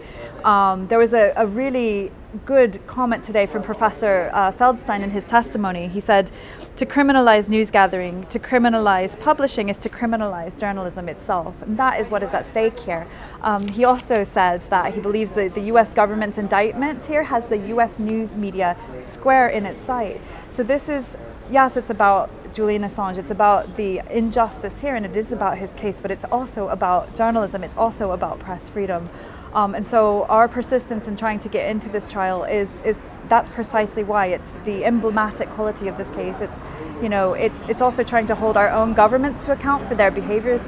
This is something that's hard for many people to believe in this case, is that our governments, our democracies can engage in such behavior, that this is in effect a political prosecution of somebody by states that are meant to abide by the rule of law, states that are meant to uphold these principles, human rights and freedom of expression. So that's what's at stake here. And I think that was a powerful signal that, an activist who's so committed from the cause was happy for us to go into the courtroom. And we've heard from other journalists here as well that haven't been able to gain access, that we are their eyes and ears. But we can't even do that effectively when we can't systematically be present. At the moment, only the accredited news media that have either physical access to the courtroom, which is very few journalists, or those who are able to sustain access to this cloud video platform, they're the only ones who know what's happening. So the rest of us are reliant on whether we can physically get in for a few hours here or there. And then the news reports, that's not sufficient for open justice. That is a violation of Julian Assange's right to a fair trial, and it's a violation of the public's right to know. The public has a right to know what's happening here in the Old Bailey and what's happening in this case, because the implications are chilling. The public will have less information in the public interest, like that WikiLeaks has exposed in the publication of this leaked information. We will be less informed, less able to hold our own governments to account. So it is not just his rights here, but the public's rights, and that's really important to remember. You touched upon, it's hard for people to believe that there's a political prisoner in the UK. I mean, would you have imagined this 10 years ago, a journalist being a political prisoner in the UK? It's something that I never thought I would see. I'm a dual US-UK national, and it's something I hoped I would never see in my own countries. I've worked in much more repressive parts of the world, properly authoritarian regimes, and I also, it is with a heavy heart that we have to take up a case like this and say these things about our own governments, because we should and must do better. So at the bare minimum, I want our governments, the UK and the US, to know that we are watching this closely, that we will continue to speak out. We will speak out if we are barred access. We will get in when we can, and not just this next few weeks at this court, but we will stick with this case because I really do believe it will have historical implications for journalism and for press freedom. The implications of this will be felt for years to come. So there's still an opportunity for that to be a positive precedent rather than a negative one. But unfortunately, the direction it seems to be given at the moment, it feels like there are many irregularities in this case. It's certainly the most difficult that I have ever had, the most difficulty I've ever had in accessing judicial proceedings in any case, and it feels like things are stacked against him. It felt like the defense was stuck with 30 minutes interviewing Professor Feldstein, but the prosecution took about an hour, and then was using leading and hypothetical questions to entrap him in yes or no answers, and then complained when the defense was asking a question that they thought was leading. Do you have any comments on that? Yeah, it was a lengthy questioning process, that's for sure, and a lot of the points, about half of that I would say, was them trying to deviate to distract from the political nature of I guess his categorization of this as a political persecution, right? But even the questioning suggested a political motive on their behalf. There was one point which actually twice Mr. Lewis, on behalf of the US government, referred to Mr. Feldstein's diatribe against President Trump becoming odious. And even that language is very charged and very, I would say, political language. At several stages, Mr. Feldstein offered to speak more to his belief as to why this is a political prosecution, and he wasn't given that opportunity. He also proactively wanted to speak more about the press freedom environment in the US, in particular President Trump's vitriol, as he put it, towards the press. And wasn't able to speak further on that. But those are assessments that we would share as Reporters Without Borders. We're very concerned about the broader press freedom environment in the United States, which is now ranked 45th out of 180 countries in our World Press Freedom Index. That is far, insufficient for the country of the First Amendment. And we also would assess this prosecution as politically motivated, which I don't believe that today that Mr. Feldstein was given the adequate chance to explain why he believed that to be the case. But I thought he withstood the questioning well, and I hope it will be a positive contribution towards Julian Assange's defense.